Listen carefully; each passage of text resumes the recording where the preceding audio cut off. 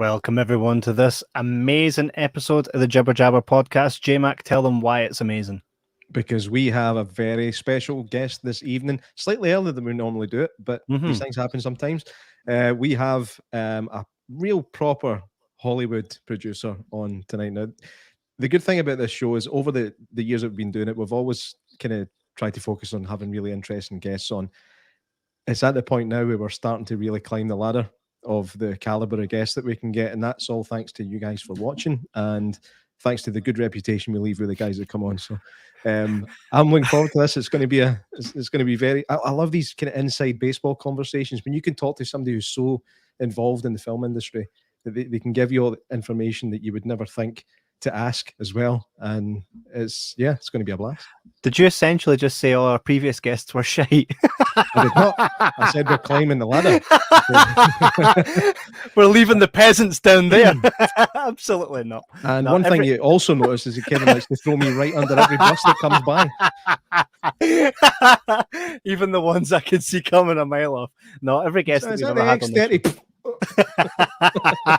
Every guest we've ever had on the show has been an absolute pleasure, and it just creates that wall that we, every guest is a brick in that wall that we create of the Jibber Jabber podcast. But for us, it's a really special one because one of our absolute favorite movies from our favorite franchises, Freddy versus Jason. Doug was a producer on this, along with many other movies, which we will talk about here on the show. So we're going to kind of build to Freddy versus Jason. We'll not kind of just go straight into that. I know that it's very much being promoted as a Freddy versus Jason episode, which it is. If you're a Freddy versus Jason fan, you come here, you're going to get exactly what you want. But we'd like to kind of let you see a bit more about the producer and what a producer does and what Doug's done. Doug's had an extraordinary career and still is in that realm of producing. So we're going to basically, like sitting at a bar, we're going to dive into a conversation with Doug and pick his brain. So, ladies and gents, Doug Curtis.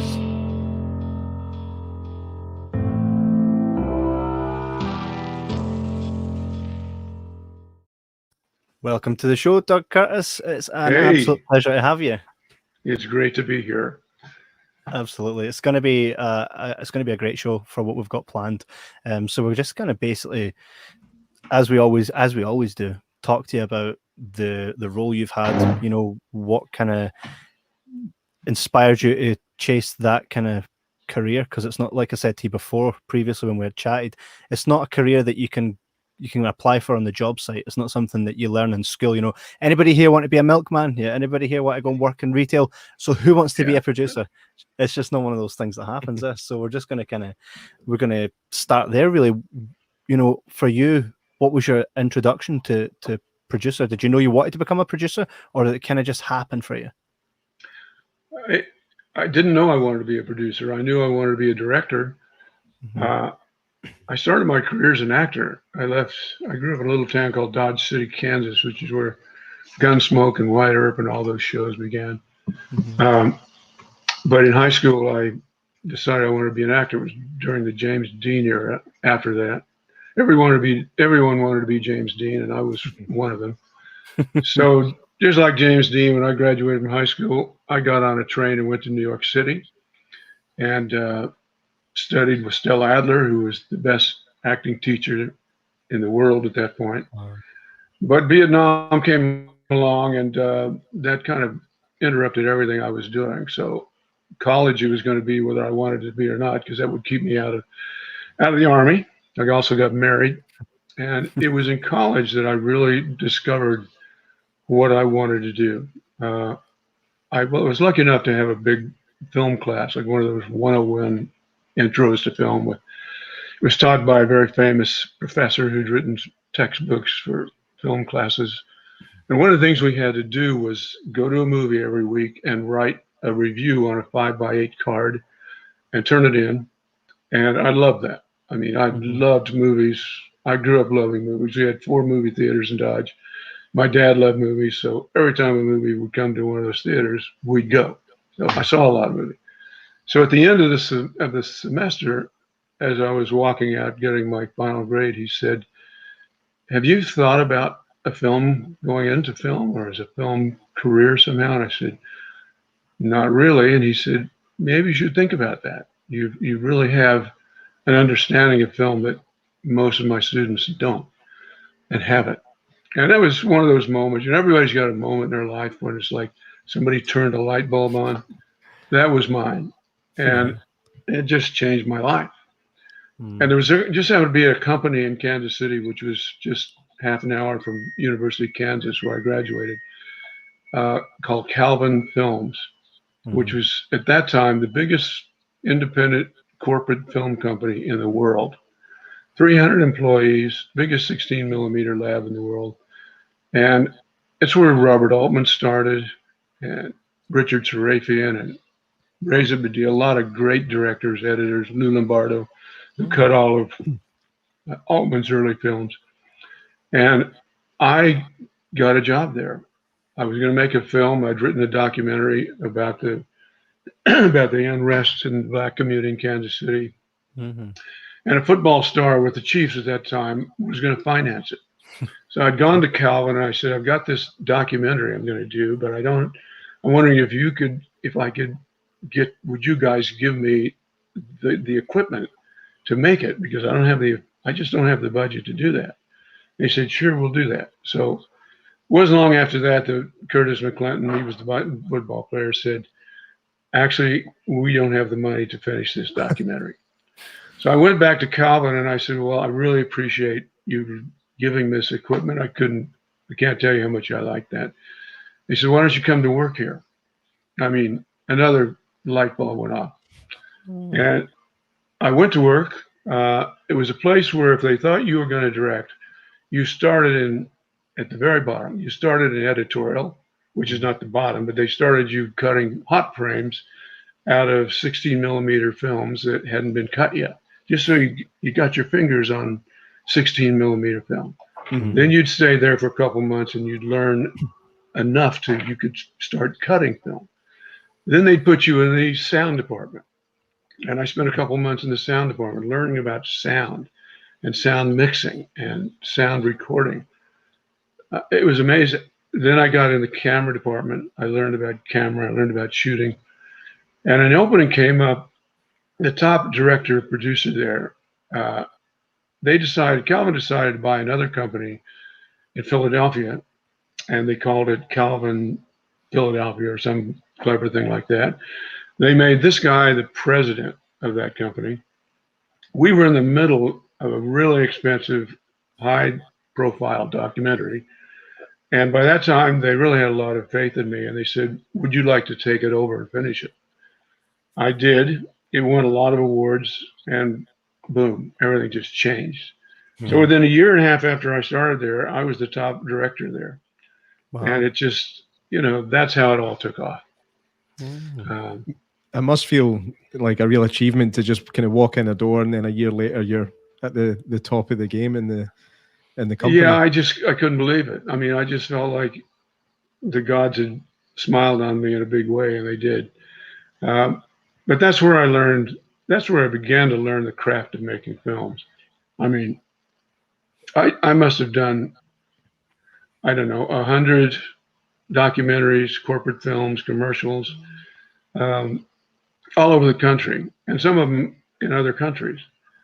But you learn to make a movie. You learn how to use a camera. You learn how to work with an actor. You learn how to bring a client into a shot and say, here's what we're talking about. I want you to tell us what it is you've got to say about your company, blah, blah, blah. And, you slowly but surely learn the craft of filmmaking. And that's what I did. Wow. I'm sure you said it to me previously as well, and it's something we're kind of trying to make sure that we always hold as our number one rule, is always making your subject, the actor, feel comfortable. I think when someone feels comfortable, you'll get the best from them. So is that something that you were taught, or did you kind of learn that as you were in that role? You learn it more than anything else. I mean, when I saw the documentary about American Werewolf in London, I told you the most impressive thing to me, the whole movie was impressive to me, but what I really noticed was how much respect the guests had for the director.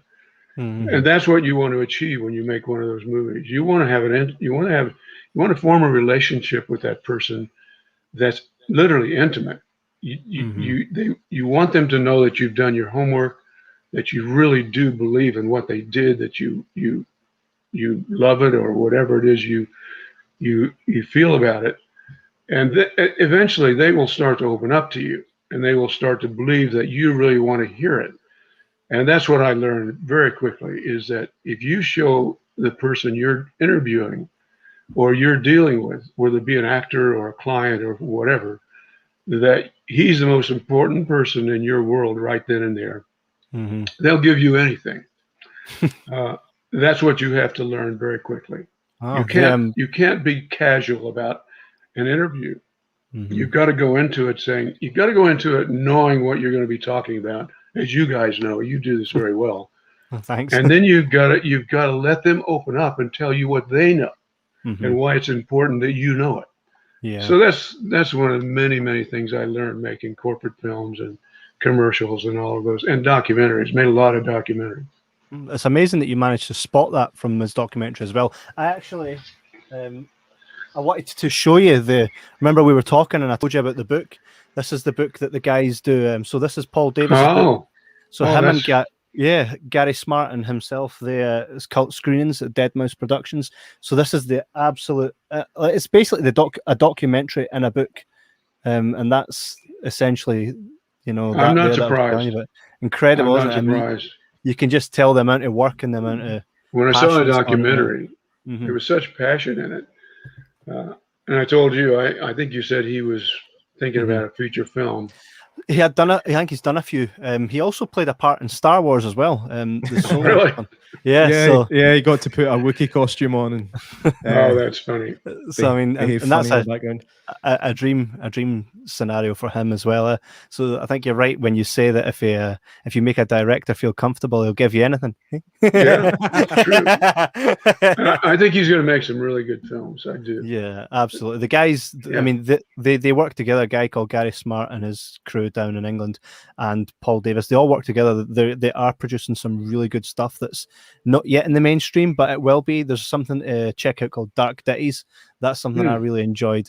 He was on the show previously, and it's good that you've kind of been able to see that. So when everybody sees the work of these guys elevate, then we'll be able to harken back to this episode and say, "Hey, Doug knew from the start." So it's like a keen eye.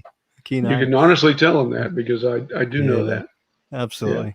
Yeah. So with being a producer, and everybody watches movies, you sit down, you turn it on, and up pops produced by, starring, right? Everybody knows who stars in it. They know what that is. They know the director's probably the boss. But then when producer comes up and you ask many people, the average person doesn't know the difference between a director and a producer. We do, but a lot of people don't. And you've kind of said what a producer does, but a director is the guy that has the vision for the movie and will essentially be the driving force. But the producer, as what you had said previously as well, it's your child. You essentially give the director everything he needs to do it. It's a family. So in your words, how would you describe the role of a producer to someone? If they said to you, Doug, what's a producer?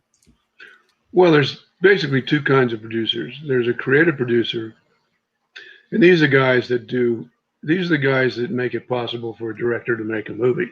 They're the guys that find the screenplays or develop the screenplays. Then they spend years, who knows how long, knocking on doors, trying to find somebody who likes it as much as they do and will finance it. Then they get the financing. Then they go out, they cast the movie.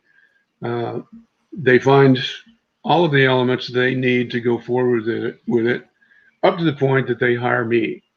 And at that point, I'm the guy who says, okay, this is the movie. I've read it. I think it's a great script. Let's sit down and figure out how we're going to do it. We go through, we start what's called pre-production in most cases. That's where you start to put all the elements together. That's where I start to get to know the director. I start to get to know the screenplay.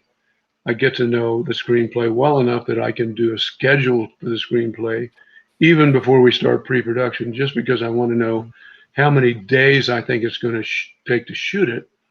Then I know I can start a budget, because a budget's all about how many days you're going to shoot. Then I do a budget. And then the director and I sit down for however many weeks or months it takes, go through that screenplay page by page, and talk about what it is he sees, what's his vision, how he sees each scene, and we go from there. From there, we start talking about who do you think would be great to shoot this? Who do you think the actors are best to do this? Who do you think the production designer should do this? All of those questions. And at some point, the studio will say, okay, we're ready to start pre-production. Let's go. At that point, you go into whatever your location is, whether it be LA or Vancouver or Berlin. I mean, I've shot them all over the place. And you set up an office and you start from day one figuring out how you're going to go through that movie scene by scene and make it as good as you can so that it looks like it did on the page in your mind when you read the movie.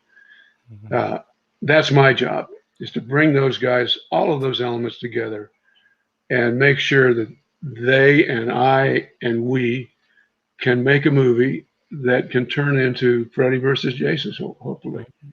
It's an amazing job. And I talk to kids all the time. I talk to classes.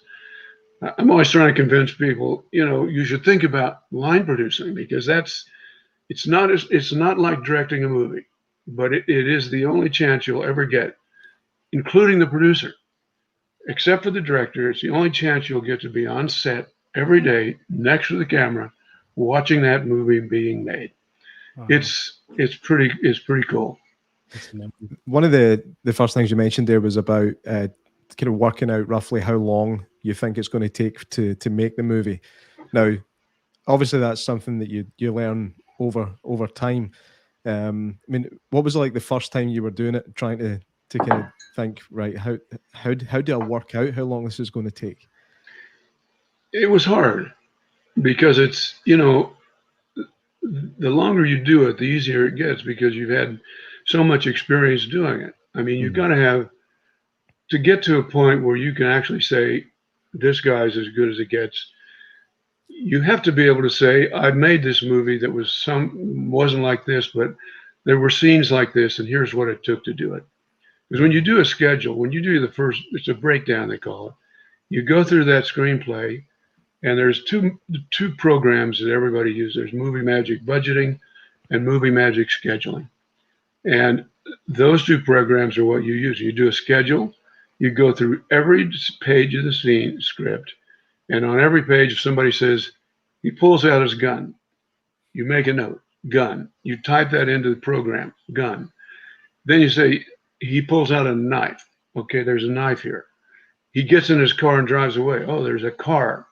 You put every single element in that breakdown. So at the end of the day, you've got a gun being used 20 days. You got a knife being used 2 days. You got this being used 7 days. And it all goes into a board, which is called a chrono board, where you've broken out every single day that you think, okay. The other thing you do is that you say, all right, 15 pages happens in this house. 25 pages happens on the street in this town. 16 pages happens in school. So you got to put all of those elements together in one section. And then you put all of the things in one long board. So you've got, how many days it's going to be, where every location is going to be. Then the fun part starts. You start going into that long schedule of things, and you start moving strips around, which is a strip that's got a description of the scene and what's in it, how many actors are in it. And you start putting it together like, okay, this would be good for week one because we'll be in that location. But all the things that are going to happen in that school there, the next time you put everything that's going to be on the street, the next place, or whatever. And at the end of the day, you've got a schedule that shows, okay, on day one, this is what we're going to shoot. It's going to be in the school. Day two, we're going to finish the school. I mean, if you look at Freddy versus Jason, we shot 2 days in that high school. They were actually the first 2 days of the shoot. Wow. Those are 2 tense days because nobody knew if the actors we hired were up to the task. But we got to find out the first 2 days. Wow. The next 10 days, we're on Elm Street. outside Elm Street, and it was rain that we created all 10 nights. It was unbelievably hard, and the actors had to act in those conditions. But that's when you really know the actor is right. But that's the way it happens. You just schedule these things, and you're also scheduling around actors' availability.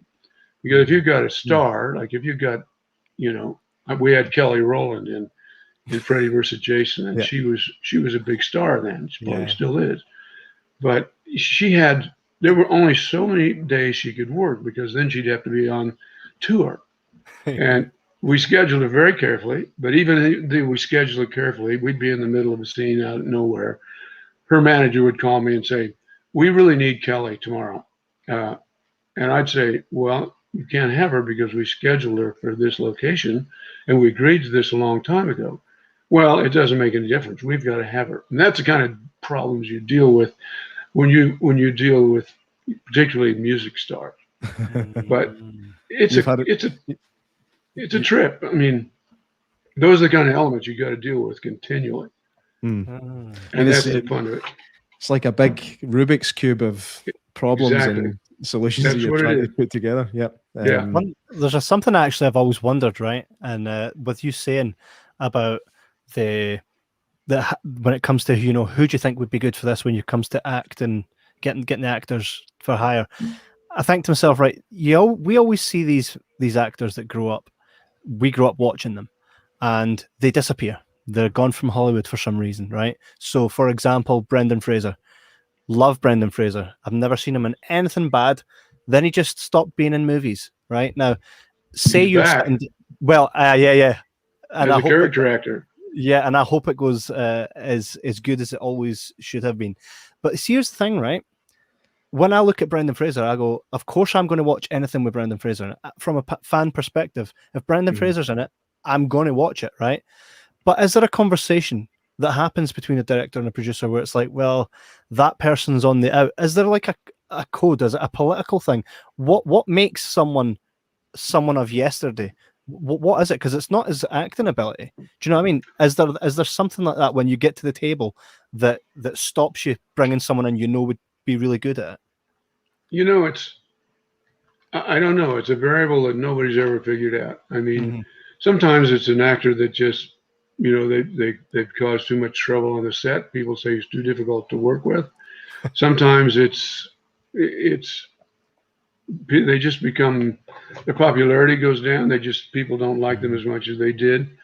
One of the sad stories when you start casting any movie, and independent producers will understand this better than anybody, the movie all depends on who you cast. That's how you're going to get financing.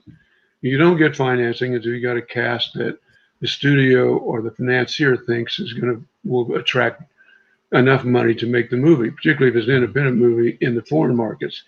So particularly when we started casting Philadelphia Experiment, for instance, you always put together a list of 20 people, 20 actors. You think, these are my favorite actors. We can get these guys in this order. We're good to go. And you always put the best actor at number one, and the actor that you don't really think could do it at number 20. Before the process is over, sometimes by the time you get to a point and everybody's turned you down, that guy that was number 20 looks like the best actor that ever lived. It's like, you know what? He's not that bad. Excuse me, the term. That's all good. But that's what happens. Always in the one.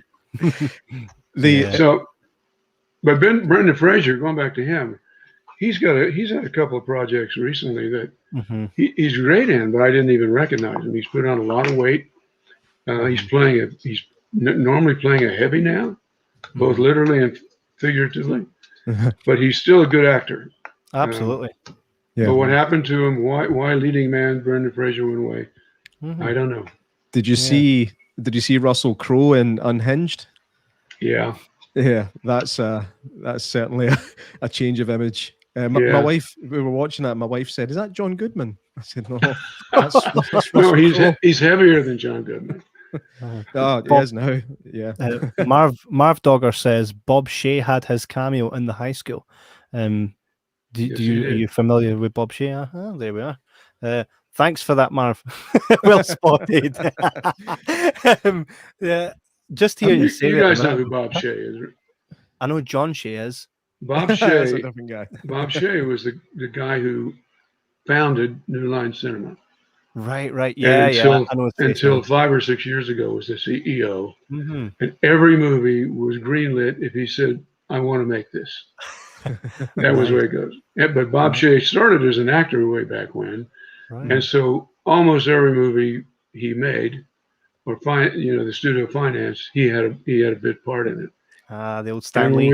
when we did Freddy versus Jason, it was understood he was going to come to he was going to come to Vancouver, and he was going to do the role. He played the principal of the high school. Yeah. Although we never identified him as that, and we did 3 or 4 scenes. He ended up in 1, I think.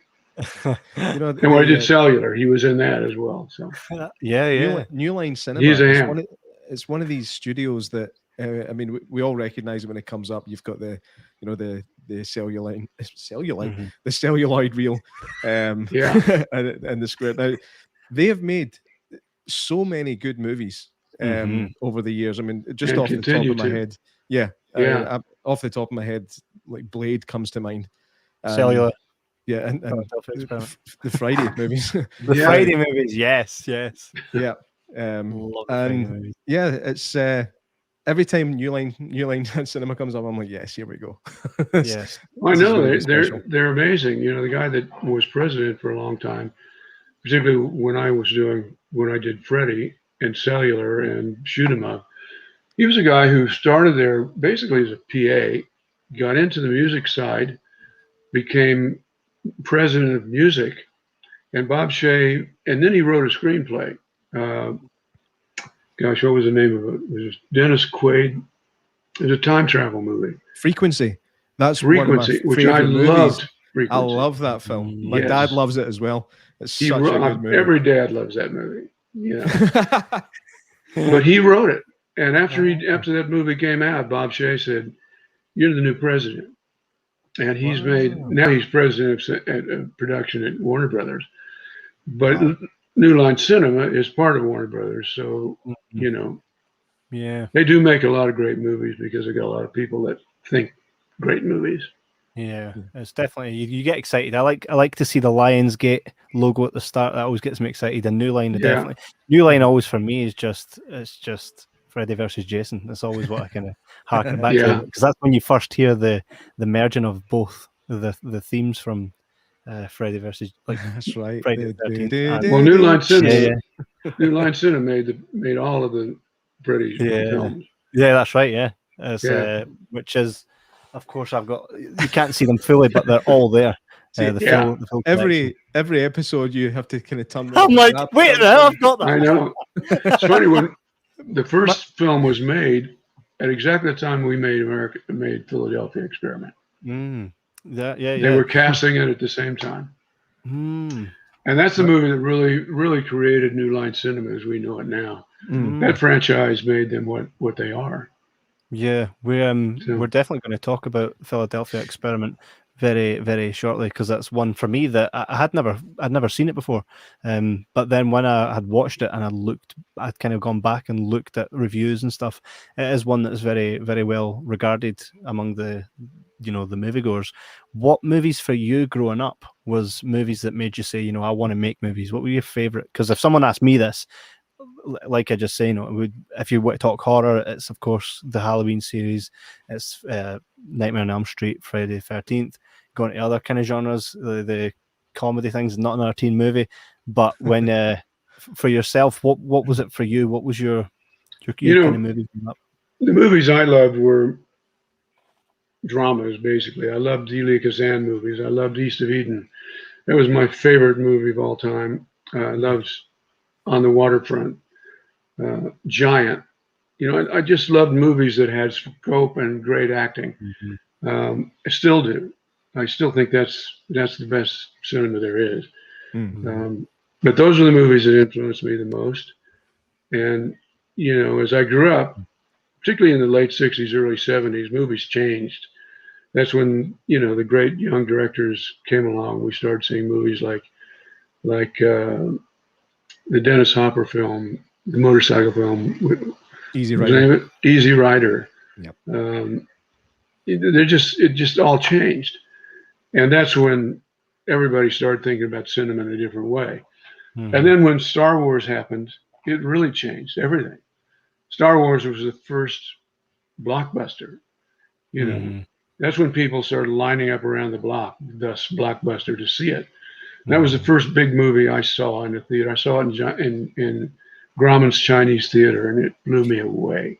I mean, that's when I started thinking, movies just don't have to be dramas. They can be adventures, and they can be fantasies.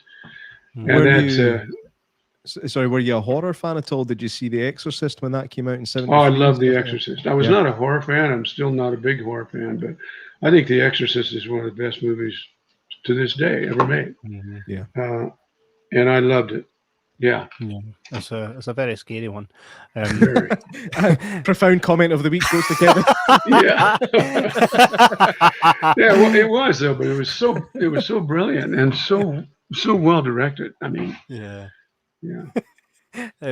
So New Line Cinema, just before we kind of get into the first movie you ever made, New Line Cinema, I've noticed that pretty much a lot of the movies I've watched of yours recently has had the New Line Cinema logo at the start. Is that a working relationship? Because am I right in thinking, as a producer, you could essentially work for any studio and any project? Or were you kind of exclusively with New Line Cinema, or did you just kind of have a bit of loyalty to them? It kind of worked out that way. The first movie I did for New Line Cinema was Next Friday. I just come on, and I mean, I tried for a long time to make a movie for New Line because they were a very popular place to work, but it just didn't work out. And then the producer, who was the first-time producer of Next Friday, heard about me because of another movie I did. We interviewed. He liked me. The director liked me. And when the movie was over, New Line liked me. So I did the next Ice Cube movie and then the next Ice Cube movie. Yeah. And that's when I got the call about Freddy versus Jason. So at the end of the day, I did 6 or 7 movies for them in a row. That's brilliant. So we're going to kind of talk about it. A great place to work, by the way. Yeah, I mean, I've only ever heard great things about them. The first movie you ever, your first credited one, and you had told me about it previously, The Hazing, which is also known as The Curious Case of Campus Corpse. So for you, was this your first time obviously doing what you do, and you obviously directed that? Were you like, right, here we go, this is it, I'm in the movie business? What was that like for you? Oh, it was scary, but a trip. I mean, the only way I could get it made is raise the money for it, which I did. I mean, I went out, I found the screenplay, which I loved the minute I read it. It was written by a television writer that I'd worked with making corporate films, and Bruce Shelley. And I started sending out to people I knew in the Midwest that had money, particularly theater owners. Nothing happened for about 6 months. And one day I got a call out of nowhere from a couple of producers who owned most of the theaters in Des Moines, Iowa. I mean, literally, it was July 4th. And they said, "Is this Doug Curtis?" And I said, "Yes." I said, "We've read your script and we want to make it." I mean, I looked at my wife and said, "Yeah." God. But they did. I told you it was going to work. Yeah. Literally 4 months later, we were in Flagstaff, Arizona, making a movie. Wow. But it was scary because that's when I learned how hard it is to direct a movie. And that really influenced me as a producer for the rest of my career. I mean, I know how hard it is to direct a movie, and I know what's going on in the head of every director when he's making a movie. It's an incredibly difficult job because it's all about 1,000 people asking you 1,000 questions a day, and you've got to give them an answer. And then you've got to make each scene work, and you've got to do it within 12 hours a day. It's a hard job, but The Hazing I loved it. It was a great experience. But I look back on it now, it's still a pretty good movie given what we had to make it with. I wouldn't change a thing, and that's how it all started. That's amazing. We also have another question here from Heather Dow. She says, "You've mentioned about making movies all over the world. Did anywhere stand out as being a personal favorite to work in?" I would say Rome. I was there for 8 months on a movie. Italy, all over. Wow. It was a beautiful place to make a movie. I also love making movies in Vancouver. I made 2 of them there. Toronto is a great place to make a movie. Berlin was a nice city. Miami was a great city. I mean, I've been very fortunate to make movies in places that you want to go, as a tourist, Yeah. So what's not to like? They they pay me a lot of money to do it. They give me enough money to live in a great place, and it's a trip. So all those locations, I'd say Rome and Vancouver would be number 1 and number 2. I can imagine it being like, so you're producing the movie, it's got a big budget, and you're like this, right? Where is this set? Where do I fancy going? How about the Bahamas? Well, unfortunately, you don't get to make those kind of decisions. Oh, well. That's determined by the script and by the studio. Yeah. Something that's been happening quite a lot in the last kind of decade or so is Hollywood has been setting foot in Scotland quite a lot.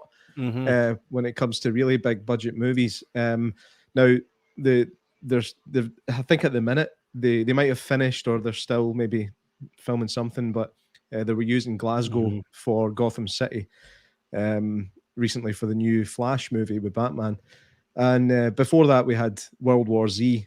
That was Indiana Jones. Indiana Jones as well. That's filming right now. World War Z was doubling, but Glasgow was doubling for Philadelphia. Now, the fact that it's cheaper to fly a whole cast and crew to Scotland to film in Glasgow than just film in Philadelphia, I can't compute. Let me tell you why that works. First of all, you don't fly a whole crew to Glasgow. You hire the crew in Glasgow. You bring the director, photographer. Depending on how much budget you have, you bring the actors. You bring the production designer, you bring the producers, you bring probably your lead accountant, but everybody else you hire there. Okay. And then you get there and there's a huge rebate that comes out of Scotland that makes it a lot cheaper than it would be to make it in Philadelphia, which doesn't have film crew to begin with. So that's why people go to Toronto. I mean, Toronto is always doubled as New York City because people that have never been in New York don't know the difference. Even if they have been, it's shot so that you really don't, because usually a film company will go to New York City and they'll spend maybe a week with a second unit crew just shooting establishing shots. Yeah. All the things are in New York. You go back to Toronto and you shoot all the interiors and all the close-ups and everything else. That was the case of Shoot 'em Up. But in Toronto, you also get an incredible rebate that's because of the Canadian rebate, particularly in Ontario, and the price of the dollar is much cheaper. So when we did Freddy versus Jason, this was in Vancouver, the dollar then was 72 cents Canadian dollar. So we were saving a lot of money just in currency. Plus they had a 30% rebate on everything you spent there. So a movie that cost, $30-40 million would cost $50-60 million if we made it in Los Angeles. So that's why people go somewhere else. That's exactly why. So it makes absolute sense. And that's what a line producer does right off the bat. He finds out where is the cheapest and best place for this movie to make the movie. Yeah, and so much of big movies are shot on sound stages that most people wouldn't know where it was shot in Scotland or Los Angeles or anyplace else. Yeah. And with the advent of the green screen, blue screen, you can throw up a blue screen and put New York City in a heartbeat. Yeah. So there are no limitations about where you can shoot now. Yeah, the technology now is it's at a point where you think, unbelievable. How's it going to get any better? I mean, I think there are certain things where you can go, right, okay, it's really good CGI, but I know it's CGI. One film I saw it was on a compilation of movies that you didn't know had CGI, and it was Zodiac, the serial killer thing with Mark Ruffalo and so many other people, but it's like the background was CGI to make it look like it was in the 70s, and you had no idea it was. I know it's amazing. Picture reel, photograph reel. It's crazy what they can do now. Yeah, it's a world of pure imagination. there's no, and it's to a point now that there's just no limitation. Yeah. I mean, I just saw Free Guy, this new movie that just came out Ryan last Reynolds. weekend. It's talk about CG being advanced. It's unbelievable, and it's a lot of fun too. But as a line producer, as I was watching, I was just thinking, talk about a challenge. I just have no idea. But speaking of fun, I mean, I think it's one thing that seems to be missing a lot of the time in modern cinema is just a movie that's fun without trying to have some kind of political message.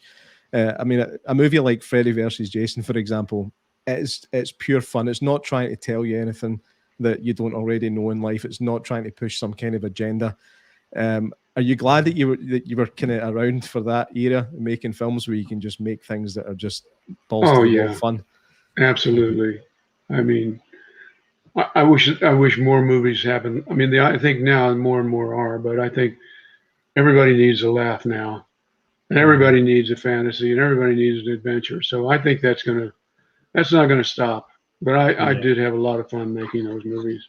Yeah, it will definitely come back. And another movie that is somewhat an adventure is The Philadelphia Experiment, 1984. So this was, I mean, I'm sure the name rang a bell when you had mentioned it to me, but when I went back and watched it, one of the really cool thing is sometimes when I watch a movie that's maybe, I don't know, maybe a bit older than the like 80s for me is horror. Be careful. That film is the same age as me. Be careful where you go with this. The 80s for me is really horror, right? So I can lose concentration a lot, but this movie kept me gripped.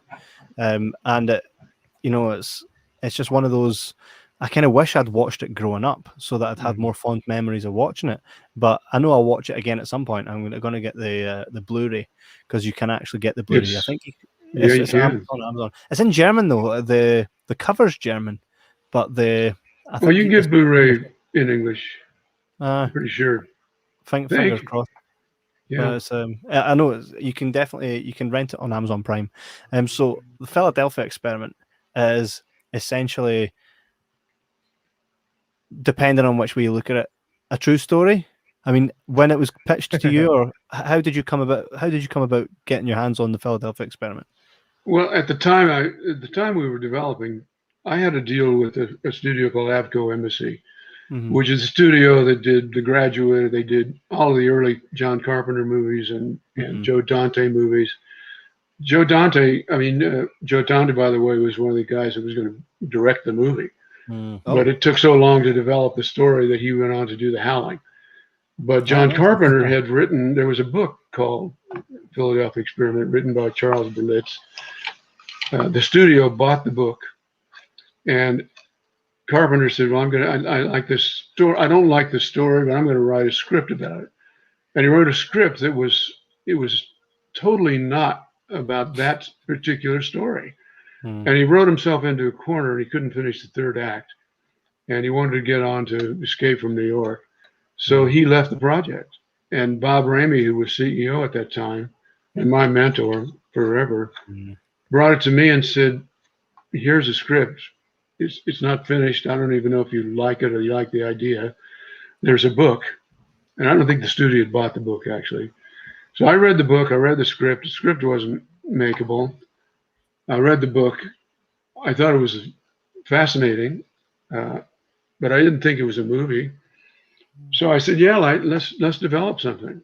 So I bought the rights to the book. I bought John Carpenter's script and set about to find a way to make that story work.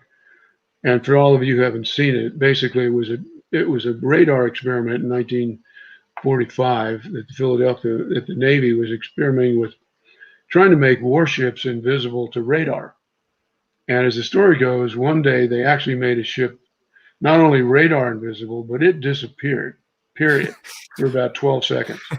And when it came back, two of the crew members supposedly didn't come back. The crew, the ship deck itself was all twisted and torn, and it was crazy. So I said, well, how do you make a story about that? I mean, it's a phenomenal experiment, but how do you make that work?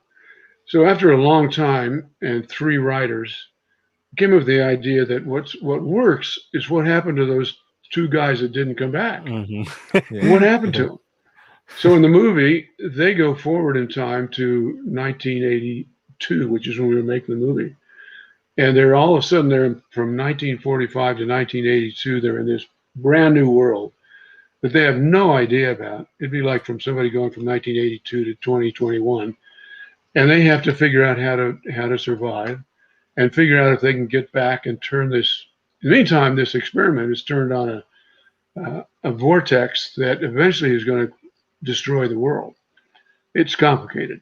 But so Michael Pare plays the lead. He was very popular then, and particularly in foreign markets. And Nancy Allen plays handsome guy. He's a really handsome guy. He still is. He doesn't look like he did then, but he was the most handsome guy in the world at that time, I think. He was, and not a bad actor. Mm-hmm. So, you know, at the end of the film, he's able to go back through that vortex onto the ship, turn it off, and the world is saved. But gosh, it was fun to make it, and we thought the best time to bring it out would be, the studio did. That's 1984 was when the Olympics were in Los Angeles, California. Mm-hmm. So Raimi said, I think we should release it on the first day of the Olympics. It sounded like a great idea. We just didn't know that Purple Rain was going to come out the same day. So it didn't do as well as we hoped it would. But when it got into VHS, it became such a hit, and remains so to this day. I mean, you could go on any Blockbuster, and there'd be a note under it saying, "This is our favorite movie." You know, am I right? Am I right in saying that the transition from cinema to home video was really, really quick for this movie? I'm sure. I think I read somewhere that it held a record at the time. It might still be the record for. I think it was like a month, wasn't it? Yeah, it was like 2 months, maybe. It was pretty quick. I mean, the movie was financed in large part by home video. They put up the early money for it because home video was new then, and they were trying to just get product. So they put up a couple million, and then when New Line got involved, New Line Cinema, not New Line, New World Pictures, they bought the rights from HBO, and they made it. But it went from cinema to the other markets in a second. Yeah. And it was very, very popular. There was a few touches, just with it being a time travel movie. One element of time travel movies that I really like are the ones where people from the past come into the present day. Not going in, they're going into the future, but it's not our future, it's our present day. I love that. Me too. The whole thing with, like, when they're walking along, when they first come in and they're walking along the I don't know if it's a salt flats or something, but anyway, they pick up a Coke can. They're like, "Wow, it's so light. What is this?" They don't know. Yeah. They've never seen a Coke can before, and stuff like that. Right after that, a Navy jet plane flies over. Yeah. That's. I mean, can you imagine that? I mean, it came from 1945. To go back to Brendan Fraser for a second, he did that movie Blast from the Past back in the late 90s, and that was a blast. That was really good fun, but it wasn't time travel. I think he'd been in a bomb shelter for 30 years, and he thought I didn't see that movie. That's a really good fun movie. I think it's like a romantic comedy. Blast from the Past, really, really good film, but I think he's been in a bomb shelter for the last 30 years. He thinks that the world's been ravaged by nuclear war, and he comes out, everything's fine. Great concept. It's such good fun. I love that type of thing. It's essentially, mate, Brendan Fraser done also here. It's called California Man, but out in America, Man, right? And it's where he's frozen for a number of years and comes out as a caveman. He's essentially George of the Jungle with the Goonies. Right? There's a lot of style in it. Yeah. There's some source material of the Philadelphia experiment that says that a lot of folk on that ship that returned were mashed into into the ship. That's right. Like, is that exactly how the story went? Yeah. Like, so see, when you were kind of working on that, was there people? I know it's bad now because we've got the internet and anybody's a scientist, but back then were there people saying, "Hey, this is too raw," or were there conspiracy theorists being like, "Oh, Hollywood are doing the whole, oh, look who's just bought it, new world cinema, eh?" None of that. We try to get some help from the Defense Department just so we could get some footage and stuff, but they didn't want anything to do with it. So everything you see, like the jet planes and everything, that was all stock footage we bought from other companies. But no, it was conspiracies weren't nearly what they are now. Then people love conspiracies. You know, they were relatively new, and they like time travel movies. You know. Yeah. I love the idea. I think that would have topped it off for me. Like the boat returning with something just in the boat. Yeah. Like twisted and stuff. That's I mean, that is almost a horror story in itself, isn't it? If you're the person on the boat. I like that. I think that Philadelphia Experiment is a really great concept. It's a really great movie as well. I think that's a movie that they could probably do now as well. Well, they did, unfortunately. Did they actually? I never found that. There's been a couple of remakes that were very good. Yeah. I haven't seen them, but I hear they're terrible. I wouldn't see them just because I know they'd be terrible. I think they were done a while ago, though. I think it was like the late 90s and maybe early 2000s, but they looked more like TV movies. Yeah, they were. Yeah, they were TV movies. I think maybe given the right amount of money and the right people involved, they could do something special. Chris Evans and Scarlett Johansson. There you go. I mean, I'd love to have a studio come to me and say, "Let's remake Philadelphia Experiment," because it could be a great movie, and I think it'd make a lot of money. Absolutely. It's a great story and it's a great adventure, you know. But it's not going to happen now. It would be good as well for the conspiracy theory community to have something new as well. They're making it. I know. So we got to keep feeding that machine. I think movies like that are great though. Movies that have elements of truth, because I don't know if it's ever been reported that it did happen, but I mean anything's possible, I suppose, when you think about it. So to kind of have that kind of adds a bit more mystique to the movie itself, and that's when I started watching it. I knew that there was elements of truth in it, or supposed truth, and that for me was like, right, what can I take away from here that I can really get behind and think, right, this actually happened, you know? I think that. Do you know the thing that made the movie that most popular of all was the love story? I mean, that's why so many people, particularly women, love this movie. I mean, it's at the end of the day, it's a love story. Two people from two different times meet and fall in love. And they had a bit of a rocky meet, like. For sure. Give me a gun. Spoiler alert. No, it was so much fun to shoot that scene in that movie. I mean, no pun intended. We shot all that in Utah in the middle of the winter, and it was colder than hell. It was just it's brilliant. I like watching it. It's got a nice, comfortable feeling. Was I right a second ago? Then it was on the Salt Flats. It was Bonneville Salt Flats, and it was like I'm telling you, it was 0 degrees, not 32 degrees, 0. And Fahrenheit, the two actors were so cold as the crew was. You could not put enough clothes on. And as you remember in the movie, all they had on were their Navy coats and their Navy pants. Yeah. We had them all wrapped up. And when the director said, "Okay, we're ready to go," took all the blankets off. They went out, did their scenes, came right back, wrapped them up. Wow. That's how cold it was. God. That's insane, isn't it? Welcome to the movie business. Yeah. Absolutely. Yeah. And Nancy Allen, this is probably the only other thing I've seen her in, aside from the obvious. And she was really good in it.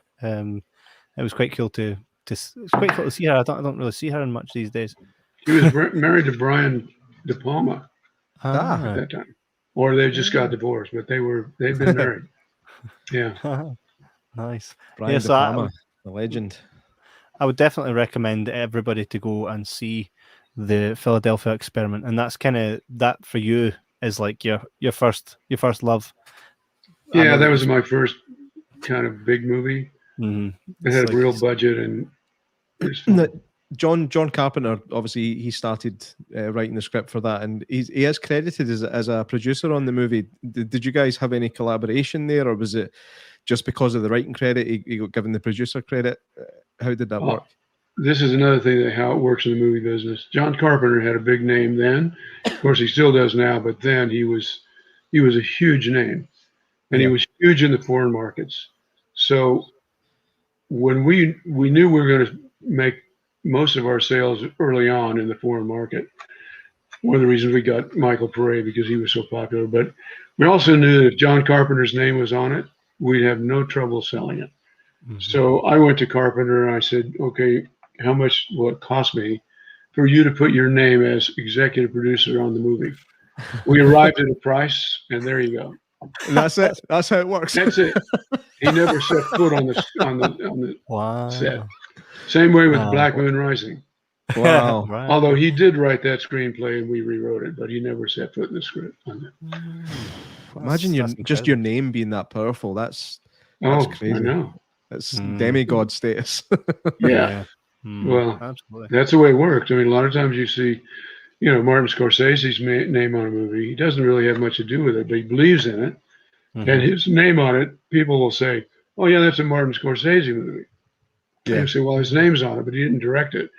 And say, yes, he did, Yeah, you get that. You see that with Steven Spielberg as well. Steven Spielberg presents. Nah, he didn't direct it, though. Yeah. That's why he has 250 credits. He's going, da-da. Oh, yeah. Brilliant. And so another two movies that you've done that we're big fans of is the next Friday, the sequel to Friday, and Friday After Next. So this is a bit different from the Philadelphia Experiment and Freddy vs. Jason, for sure. What was it like kind of jumping into that kind of movie? They're laugh out loud hilarious, but you come to love these characters that are in these movies, and then already it was established with Friday. So you were and you came on in the second one. Is there a reason you didn't start on the first Friday? I had not made any films for New Line at that point, and that was a very, even though New Line financed it, it was a very, very low budget film. I mean, like $500,000 something. Yeah. I think it was Cube's first script that he sold, and it was so popular, not in theaters, but it sold so many VHS copies that they said we got to follow this up. And that's why they made Next Friday. And I had just done a movie called The Wood, which was another story about with some great black characters. And the producers of that movie recommended me to New Line to produce Next Friday. I met with the producers and the director, and it was just a godsend. We all liked each other immediately, and that was one of the most fun movies I've ever made. Talk about that was truly laugh out loud. Yeah. I mean, every day on set, everyone was laughing out loud. Sometimes to the point that the DP would have to say, "Hey, guys, come on." The thing is about Ice Cube. I mean, you look at him in things like Boys in the Hood, and even back in his days with NWA and solo artists. Would you think that guy was going to be good at comedy? Never. No, never. It was just such a bolt out of the blue. But what he realizes, he's still not. You can't say he's good at comedy. He's good as being a straight man in comedies. Yeah. Mike Epps is the funny guy in those movies, and Mike Epps he's genius. But Cube knew exactly how to write those movies, and he was. Every decision made on an Ice Cube movie is made by him. He writes them, he produces them, he hires the director, he casts them. Every decision, everything that happens is his decision, except the decisions I have to make. He doesn't want anything to do with making production decisions. He just knows. That's why he liked me. He knew that at the end of the day that we were going to get through the day with everything we needed. It was going to be well done, and he could move on to the next sequel. But they were fun to make. I think All About the Benjamin was the most fun. Yeah, we did it in Miami. Most of it in South Beach. Talk about favorite locations, and it was a trip. I think if you haven't seen that one, check it out. Yeah, do you know what? I was ready. About 6 months ago, somehow it got up to number 2 on Netflix top 10 list. Nice. I don't know why, but several of us did. Next Friday did too. People love this. Like the last time we saw, and these are stoner movies, right? What we refer to as stoner movies. They're brilliant movies, but they definitely appeal to your friends that are stoners, which are a lot of my friends, J-Mac excluded, right? Well, no, but Thank you. but the thing is, I think Pineapple Express was the last time we seen a good stoner movie. Do you think? And I would love this. I think everybody would. Do you think Ice Cube would make another Friday movie? Oh, there's a lot of talk about it. There's a lot of talk. That would be amazing. There was one that came out next Sunday he'd made, and I was like, could this be? But it was nothing to do with the franchise. And I was like, oh. It was called Next Sunday? Next Sunday, yeah. That was. I didn't see it. I've never even heard of it.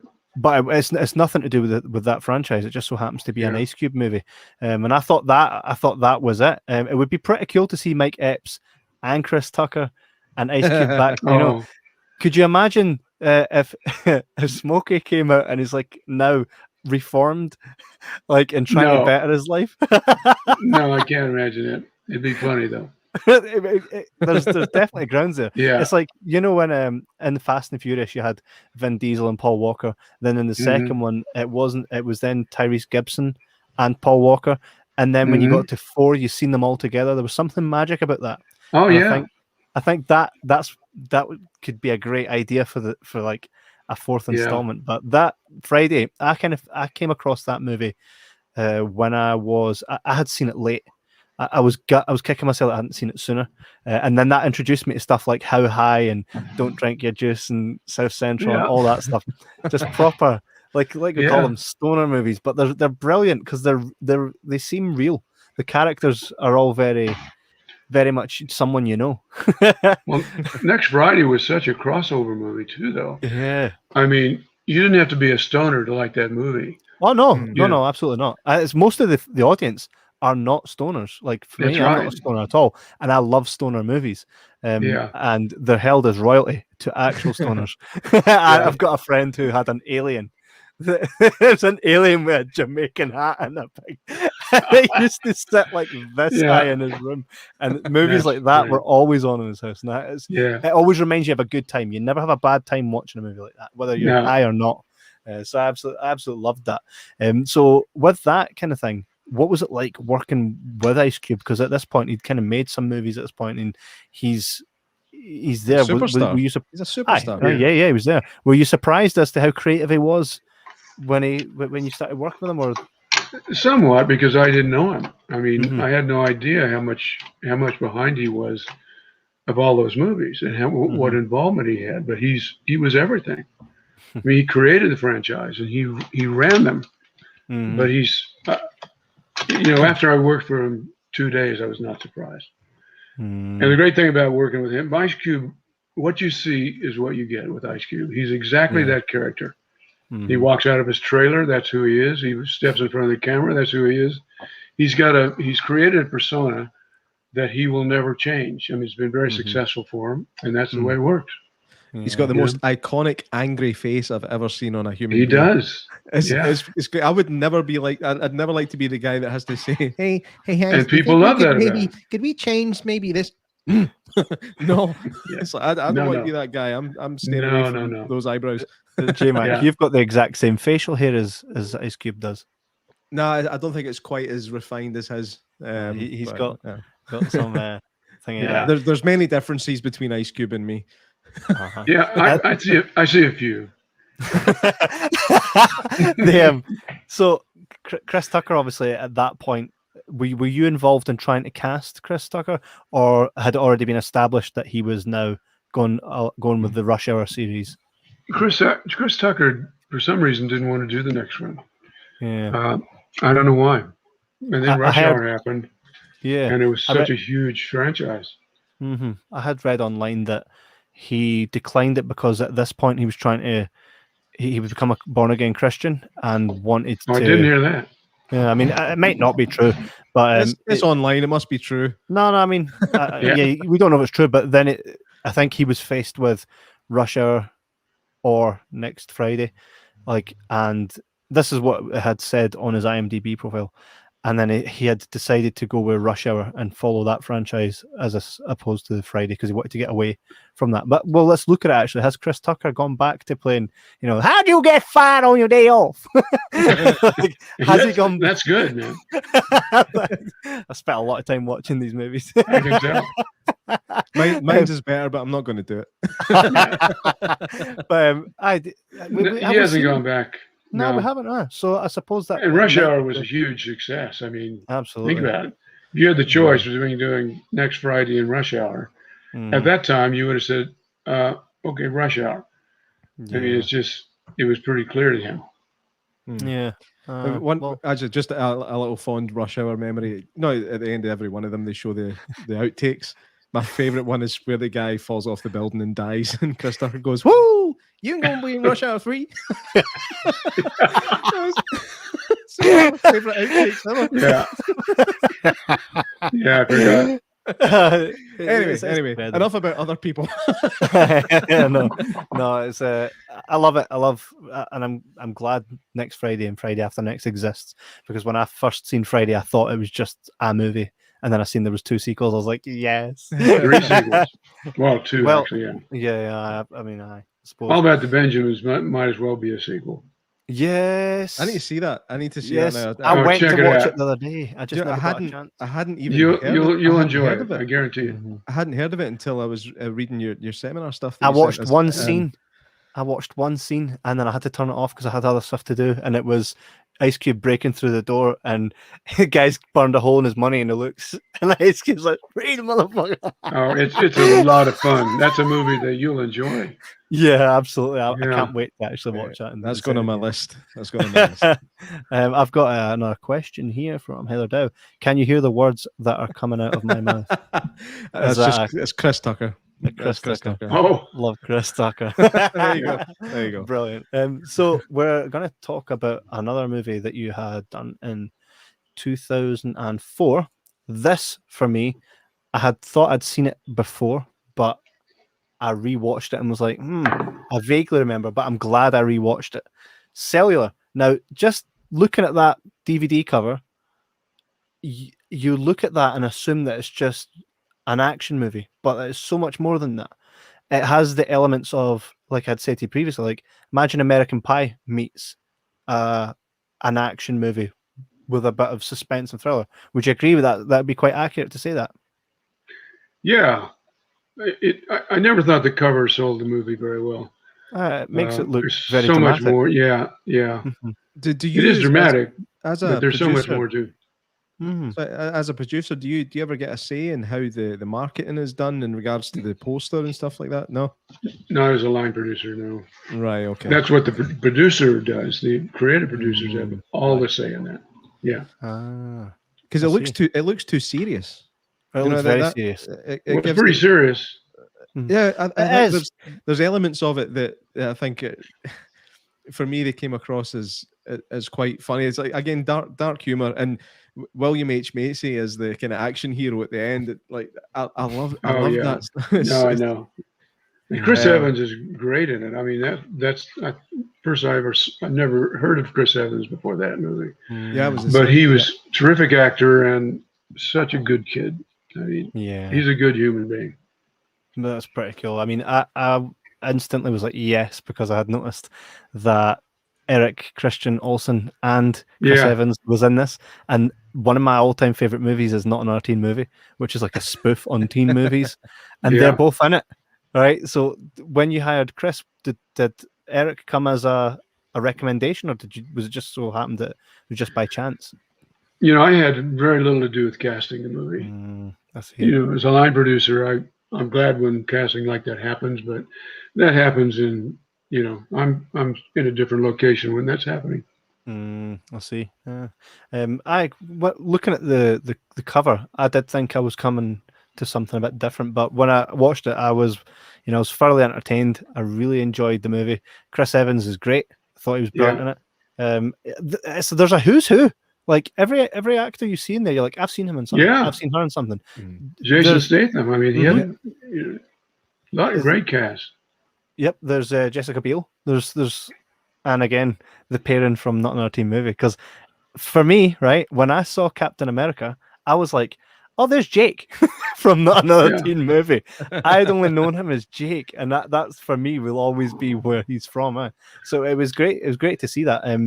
Cellular, was that something that you were approached for, or did you find the script for that and you were like, let's make this? No, that was New Line, and but I did know the director. He was.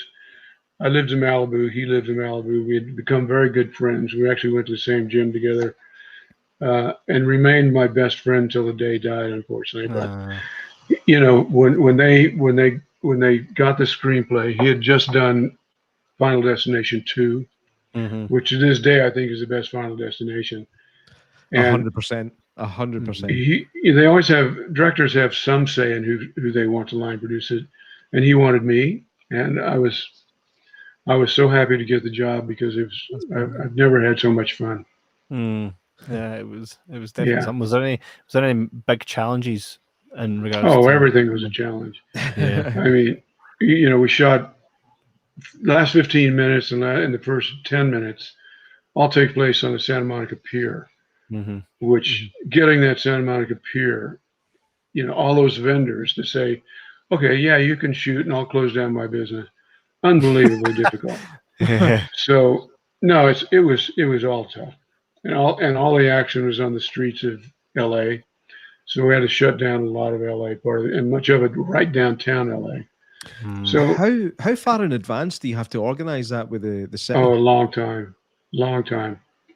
I think we had, we didn't have an extraordinary amount of prep on that. I think we had 2.5 months, but it was enough, particularly when a director knows exactly what he wants, which David Ellis always did. And we had a location manager who'd been doing it for 40 years and knew LA like the back of his hand. So it takes time, but you just got to bring in all the top guns and make it happen. Yeah, that's incredible. Do you think that genre as well, like having that high school kid, because that's what he is. He's in high school. I always thought Chris Evans looks a lot older than he was when he was playing these characters.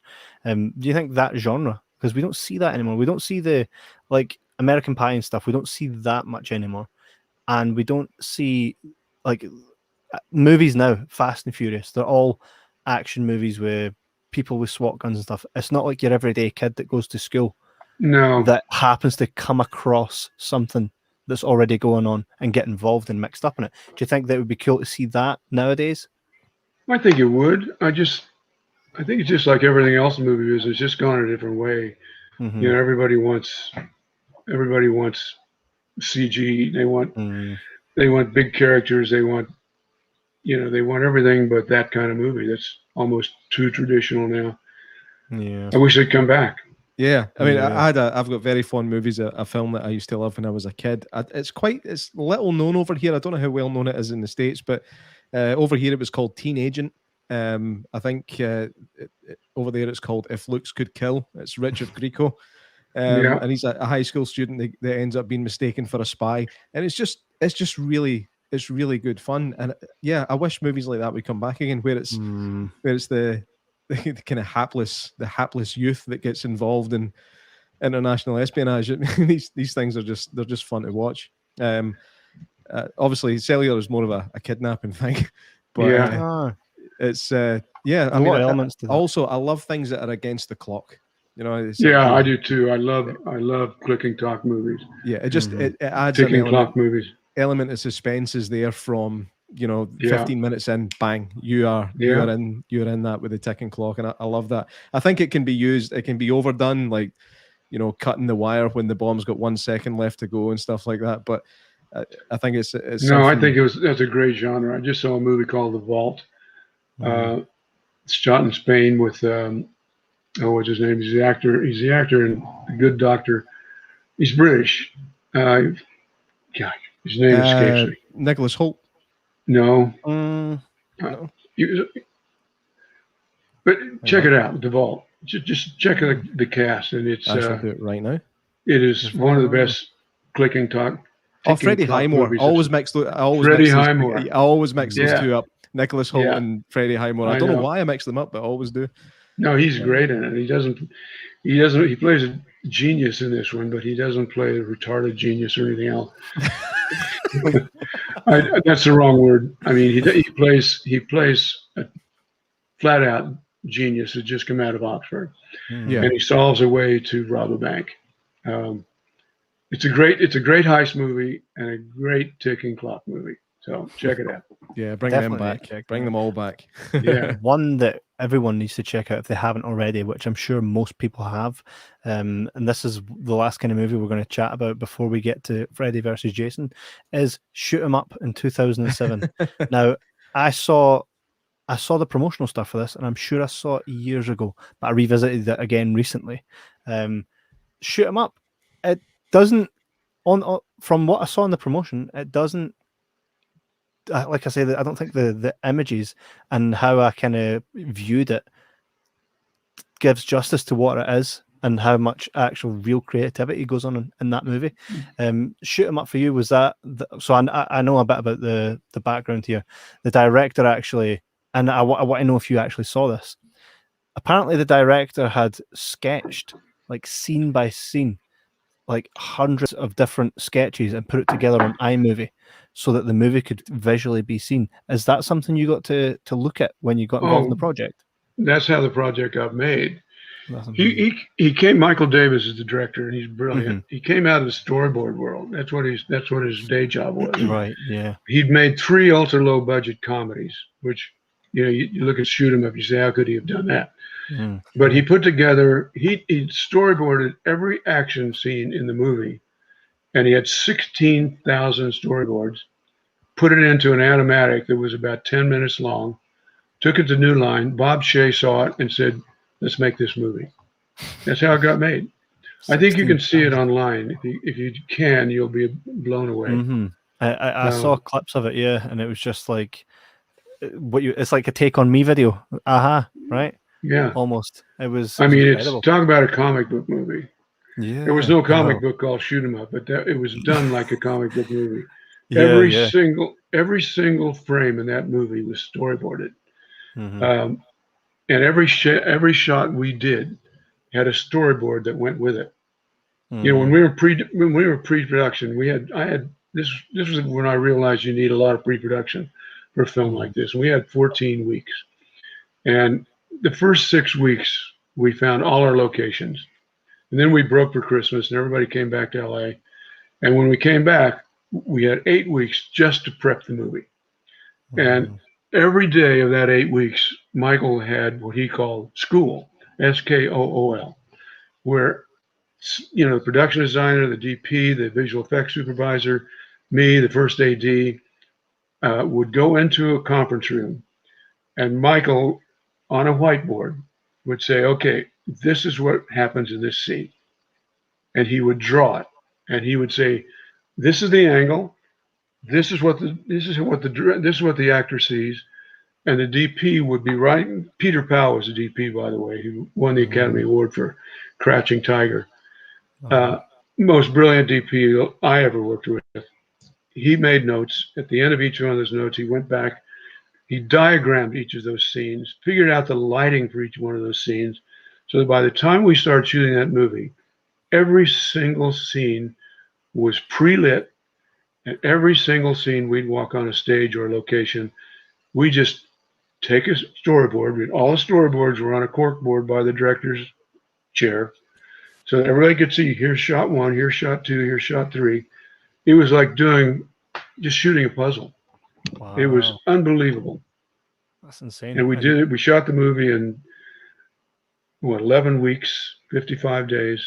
Wow. And finished a day ahead of schedule. That's how well planned it was. I think one thing, a movie like this, one thing it needs for me is a good bad guy, and Paul Giamatti in this movie is an absolute delight. Yeah. See, bad guys can go one way or the other. They have to go so bad that you absolutely detest them, or they have to be slightly likable because they're so bad. And I think he's a likable, deviant, horrible guy. he's deviant for sure. Yeah. No, he was great. And he's another guy that what you see is what you get. Paul Yeah. Giamatti is exactly like he seems on screen. That's his character. He walks in, he's Paul Giamatti. Turn on the camera, he's Paul Giamatti. It's a great privilege to work with him. Yeah. And Clive Owen, oh my God. I never worked with somebody as prepared or as, to my mind, as brilliant as he is. He would come in with a 7-page monologue, and the director would say, could we try a little bit another version of that, a little slightly different? He would give you a 7-page different version. Never miss a line. Totally different, whole different deal. Every day of every shooting day, he did that, and I had such respect for him. Yeah. He back in 2007, he was really at the height of his popularity as well, with things like Sin City and Shoot 'Em Up as well. I mean, I think that added to his popularity. There was talk of him being James Bond for some time as well, and I personally think he would have been great at it, but it just didn't come to fruition. I can tell you why. One of the reasons he could not have been a great James Bond. He couldn't run. I'm kind of speaking out of school here, but his feet were kind of like this. So when he ran, you know how James Bond's got to run, and he's got to run like all the actors, like Tom Cruise, and like Tom Cruise. Clive could not do that. Otherwise, he would have been the best James Bond of all time. Shit. Even in Shoot 'Em Up, we had, a lot of the stunts were just beyond what any actor could do. So we face replaced him for many of those scenes, which is a whole different story. It's a whole different conversation. Wow. I noticed what I like about it as well is the way that he uses his gun. Like, he's very artistic with the gun in regards to shooting signs, to say something. He uses his gun to shoot the file cabinet, and it smacks a guy in the face. Yeah. Did he kill him? I like the roundabout carousel. I don't know what you guys call it over there, but it was all Michael Davis.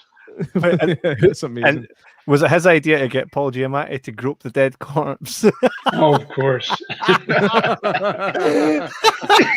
Yeah, for sure. It was said that in theaters, people cheered when he died. Oh, spoiler alert. Well, it was inevitable, right?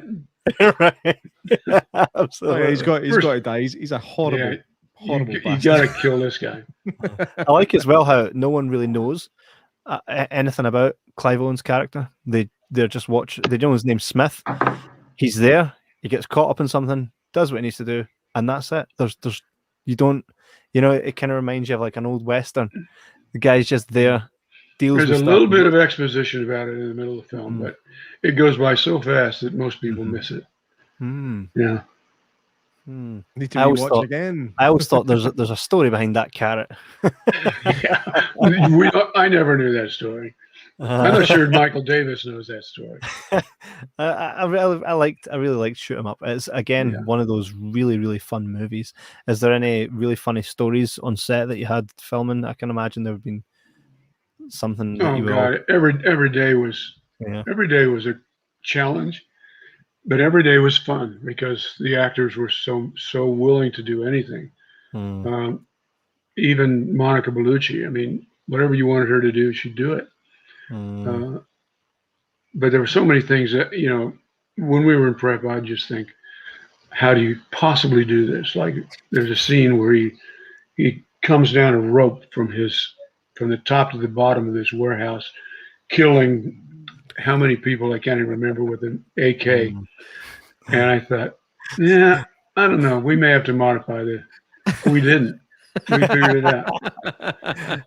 Our stunt director, our stunt coordinator and second unit director was brilliant, and Peter Powell always figured out a way to do it. There was a movie that I watched recently that had a similar feel to that movie. Was a movie called Polar. It's on Netflix. Brilliant movie. Mads Mikkelsen, and it had that kind of comic book feel to it. What's the name of it? Polar, Polar, Polar. So you've got Mads Mikkelsen. I think Johnny Knoxville shows up in the first 5 minutes as well. He doesn't last very long, and yeah, it's a crazy shoot 'em up style movie, and it's totally along the same lines. I got to check it out. Yeah, it's little tongue in cheek, but quite shocking at places as well, and it really hits the mark. It's still on Netflix, so it's worth checking out if you have a spare minute and you're busy. Oh, I will for sure. Very, very, very fun. So we are at the point now where we're ready to talk about the meat, which is Freddy versus Jason. For us, this is has been well anticipated. It's something we always talk about on the show, is how good that movie was. So I can't wait to get into that way. I'm just going to play a short clip here to remind everybody about how good that movie is.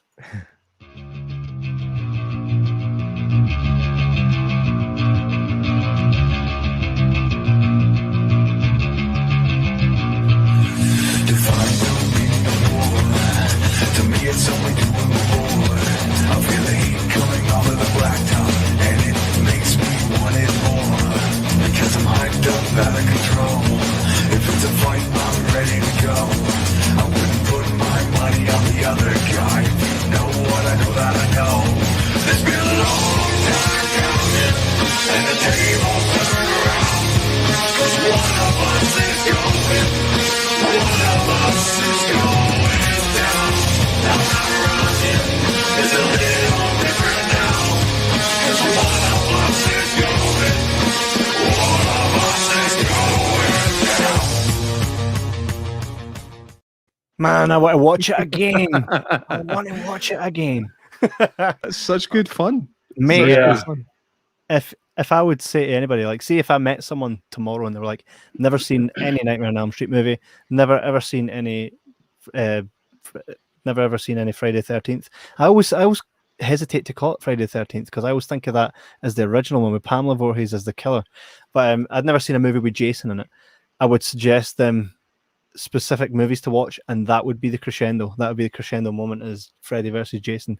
For you getting this role as a line producer on this movie, for you must have known, right, this is something completely different here. What was that like, getting told this is your project? Oh my God, I can't even express to you what I felt the minute I read the screenplay. By that time, I'd made 3 movies for New Line. They were all Ice Cube movies, but New Line liked me a lot because they knew I could pretty much do anything if they gave me a script. And there was a production executive there who I liked very much, and she called me right after we did Friday After Next and said, "I got a script, Doug. It's not like anything you've done before, but check it out. See what you think." I read the script, and my first thought was, I can't possibly do this film. I mean, honestly, it was just overwhelming. I spent about an hour. I thought, I'll figure out how to do this film. Wow. And I called her back and I said, yeah, I'd love to make it. And it was a journey from then for the next year. It was unbelievable. But That's what mad. a journey. Well, I mean, I think from Freddy, the first time as fans, we always had rumblings that there was going to be a Freddy versus Jason.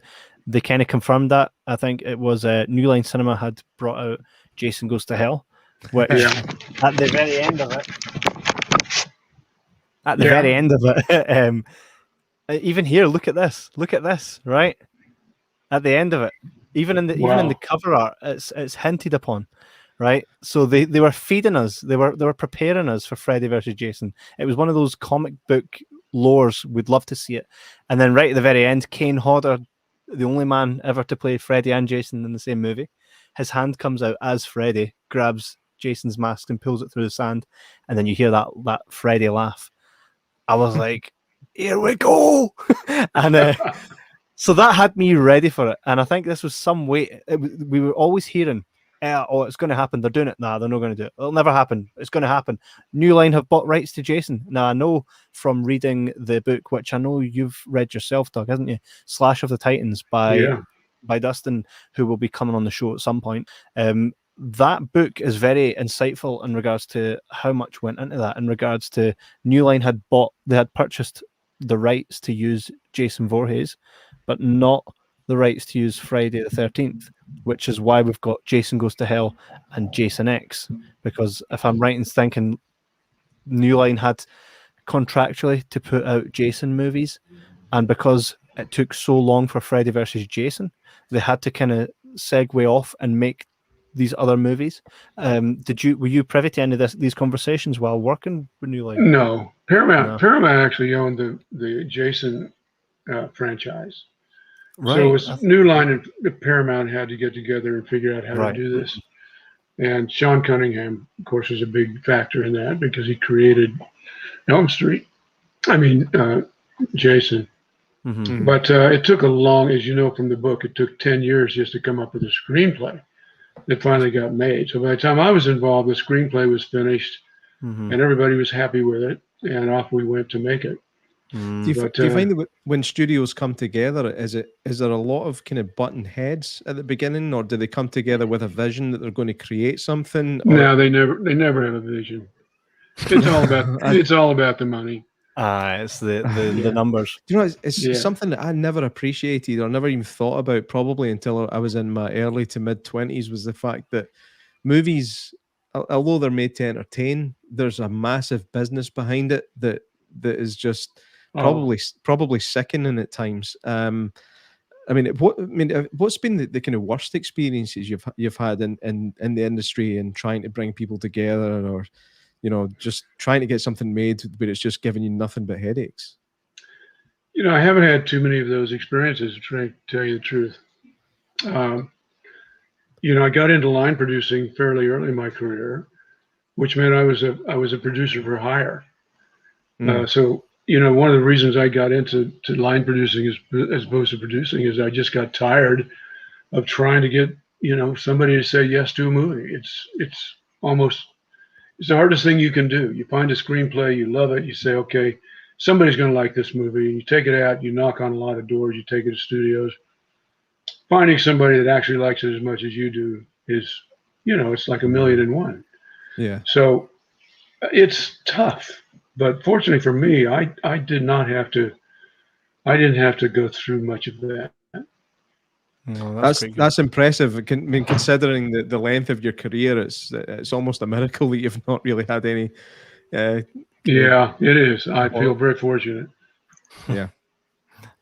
So I was initially going to ask you how many different versions of the script you had read, but I suppose when they brought you in, that was go time. So you kind of managed to miss a lot. Am I right in saying miss a lot of the original script rights? Oh, there pretty much was go time when I got involved. There was a lot of rewriting done in pre-production. I mean, a lot, because it was never a perfect script, and everybody had their own ideas. The executive on it, and the writers were not on it from the time we started production. They were kind of out of the picture. So, there was a lot of that, but the basic story didn't change. The concept didn't change. The production possibilities and all of the difficulties didn't change. And we only had 10 weeks to prep the film, so they couldn't change much. Yeah.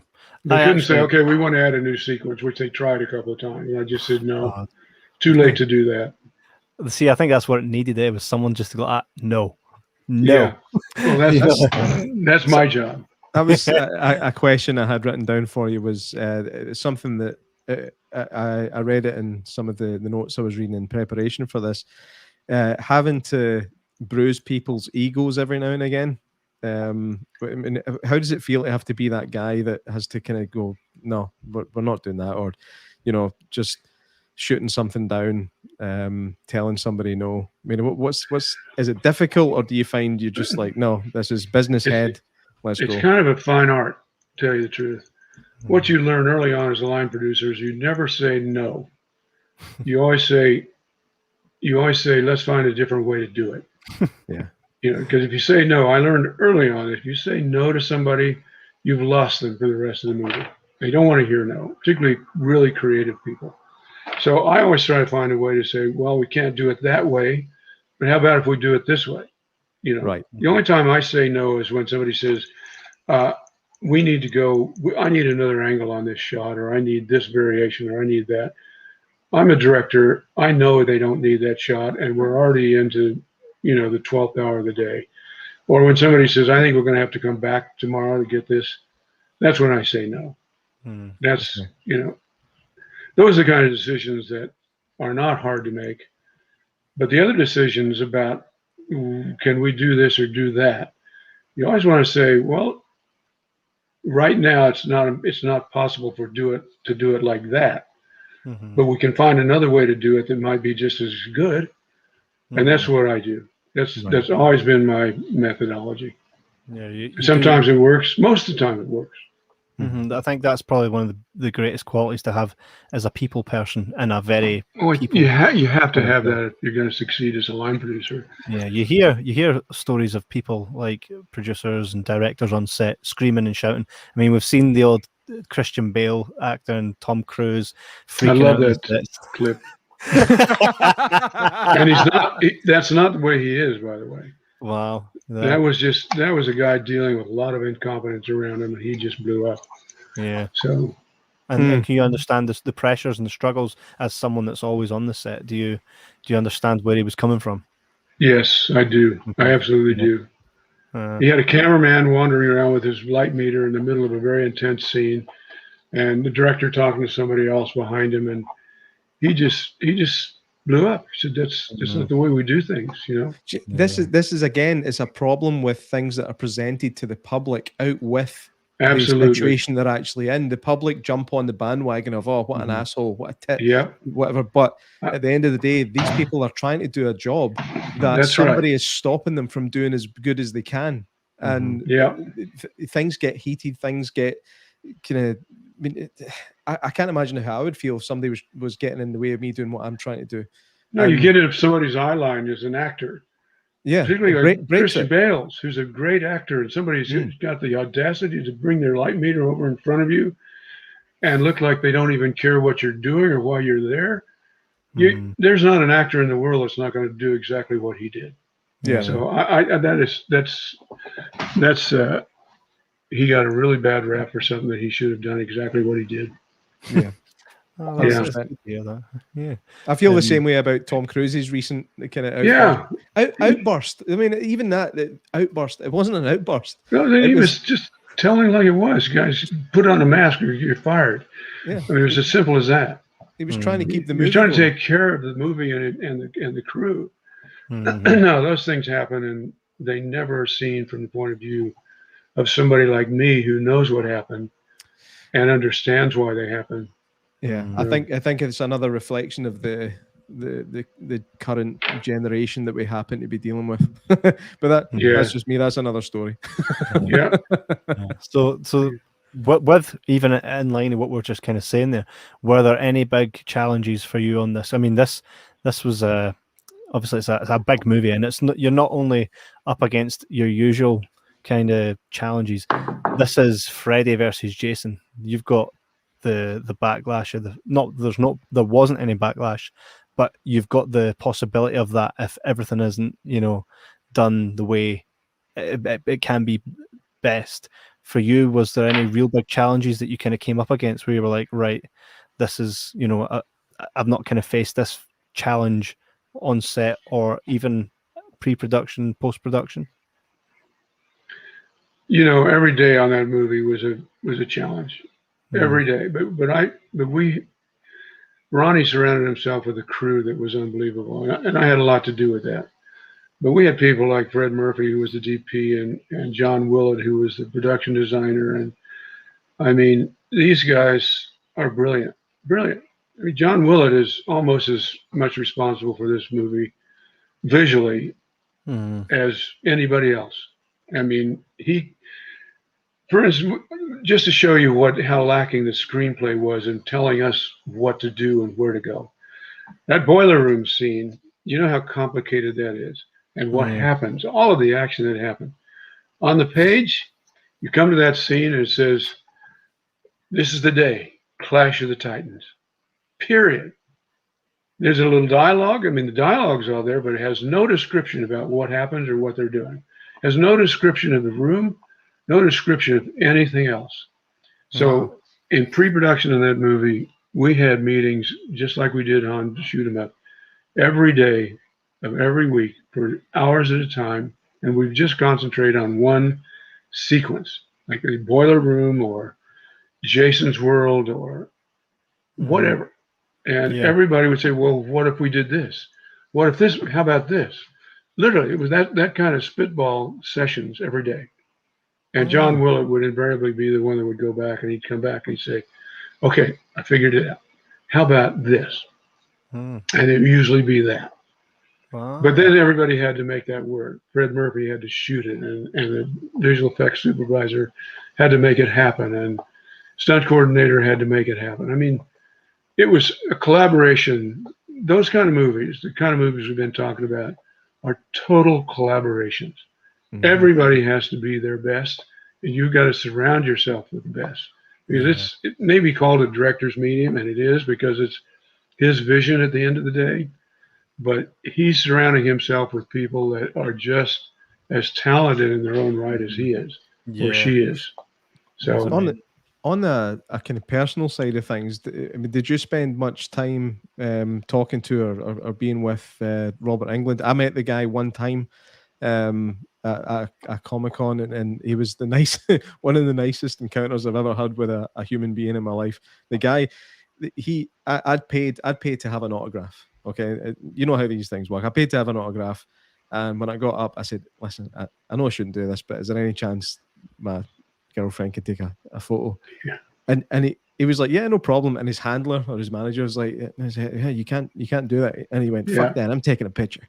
And I love that about it. He just seemed so down to earth, and like he was just one of the nicest people I've ever met in these kind of situations. Well, that's the way he is on set. I mean, he what you see and what you saw, that's exactly the way he was on set every day, every hour. And there were days, you know, the brilliant thing about both these concepts, Freddy and Jason, is that the characters were created and could wear a mask. So stunt doubles could do most of the action and you wouldn't know the difference.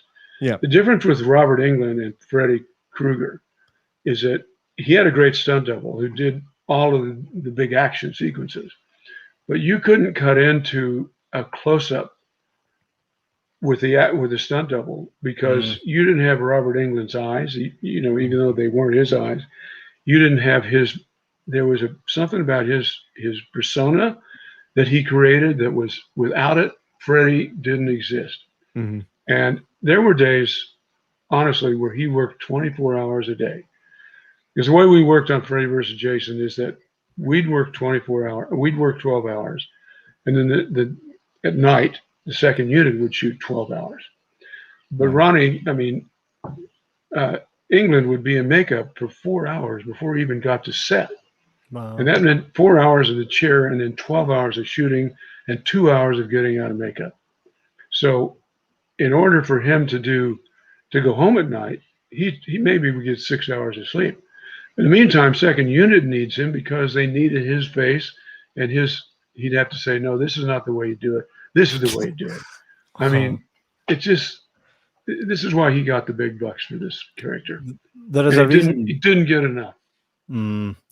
There's the same guys that brought you this book, and the documentaries that they've been doing on. So the guy that done the American Werewolf in London documentary has worked with the guys that made this book. Gary Smart has actually made a documentary, and I don't know if it's close to being done now or if it's done and it's just in post-production, and it's called Icon. I know that the title is changing, but it's the story of Robert Englund, not Freddy Krueger, but the story of Robert Englund. And that is one I'll need to make sure and send that on to you. But he's been working with him the last couple of years on making this documentary. And again, he said the things he had to say about Robert Englund as well is just exactly what you're saying. The guy's the salt of the earth. I mean, he is what you call an icon. I still can't get over the fact that while he lives and breathes on this planet, there is another Freddy Krueger movie, and he's not Freddy Krueger. Makes no sense. No, what? You know? Yeah. What? I did not know that. It's called A Nightmare on Elm Street. I think it came out in 2010, something like that. And it's Jackie Earle Haley, who plays him. He was Rorschach. I know who he is. Yeah. Yeah. He is Freddy Krueger. Yeah, I know. What a And sin! nothing on himself, but you're going to fail if you play Freddy Krueger and Robert Englund exists. You're going to fail straight out of the gate. Would you agree with that? Oh, I can't imagine. Did the movie make a penny? It made maybe 1 or 2 pennies, no dollars. Yeah. They didn't reboot the franchise like they were hoping to. Elaine Strachan says that new movie was shit. Yeah, I think the movie. Say what you mean. It made money. It made money. It made money based on the popularity that the character already had. I don't think it made any money on the merit of the movie itself. No. It's. I mean, like you said, Rob England's still around. Just use him. Yeah. Use him. I wonder why they didn't use him. It must have been a budget issue. You think so? Michael guy... Bay was involved in this. Michael Bay. There you go. Then I don't know. I do not know. It's one of those things, isn't it? So when you came onto this movie, were you Friday the 13th or were you A Nightmare on Elm Street, or were you neither? I was neither. I'd never seen any of them. No way. Did you watch them? Nor had Ronnie. Right. Well, yeah. I read that in the notes that you sent, that none of you had actually seen any of them before. No, I mean, this movie. Ronnie Yu, I think, was one of the reasons he was hired is because they wanted this film to be standalone. They didn't want it to be like any other Jason or Freddy movie, and it wasn't. I mean, we vowed not to watch any of the movies in pre-production, but toward the end, we had to watch a couple of Jason movies because there were just things in it that were so iconic that we had to know what they were. But yeah. What were some of those things? I don't remember. All right. His mother. Remember. I know that. She wasn't the original mother, but she was fantastic. Right. I heard. Were you involved in trying to contact Patsy Palmer, the original mother? No. I don't think she was alive. Was she? I don't know. Yeah. I heard that. Well, I read online that she was asked to reprise the role, but she deemed it too small a role for her. So she was like, I did hear that. Yes. Yeah. Which, by the way, having her back would have been amazing. But see the actress he's got to play. Fantastic. You wouldn't. Yeah. You really wouldn't have known. I thought it was her. I genuinely thought it was. Most people did. Yeah. Yeah. One guy that stood out in the film for me as a really good actor. I mean, he does get killed off, not early on, but relatively quickly. It was Brendan Fletcher. He plays the character who is the main character's best friend. Mark Davis. Just get his name again. Mark Davis. Yeah, he's really good at being scared on camera. He's a tremendous talent. He was, as was everybody in the movie. All those are Canadian actors. The girl who's killed off first in the boiler room silo. Yeah, she's phenomenal. I mean, really, really good. All of them have gone on to have really good careers. I know some of the actresses have not been as like they've not spoken very favorably of the movie, but one person that did is Kelly Rowland. Yeah, and she, with her being the pop star, she was a pleasure. Yeah, so she's the pop star who you would assume would just be like, they offered me money, but she wasn't. She was like, hey, and anybody that ever gives her stick for being in Freddy versus Jason, playing someone that gets killed, she's like, hey, I went and got paid to have a great time with great, talented people. Like, I stand by it, and I love that. I love when actors and actresses stand by the work they've done, especially, like, I won't hear anybody say anything negative about the movie because I would argue it. Like, really, what is wrong with it?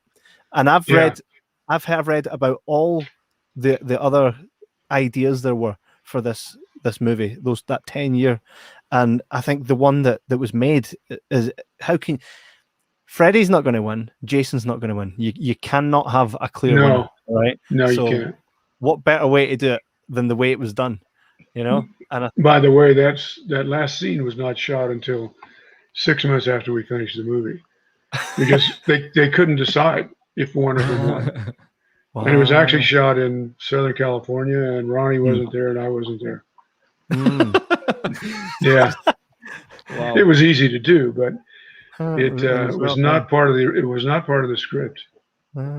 It's What was the original decision? Was there an original decision as to who would win, if anyone? I'm trying to think as we talk about it. I think there was another idea that I had read. I don't know if you can maybe confirm this. I heard that they would be fighting right up to the end, and chains would kind of come out and stop them, and Pinhead would show up, say, guys, settle down, and it would end there. I thought that if that was the ending, equally I'd love that. I don't remember reading that, but I can't remember. As we talk about it, I can't remember what the last scene was as written. That was it was definitely one that was in the works. I don't know if it ever got to when the stage where you came on to make the movie, but it was definitely part of that 10-year process that was. And I know it got made into a comic book where they interject Ash from Evil Dead.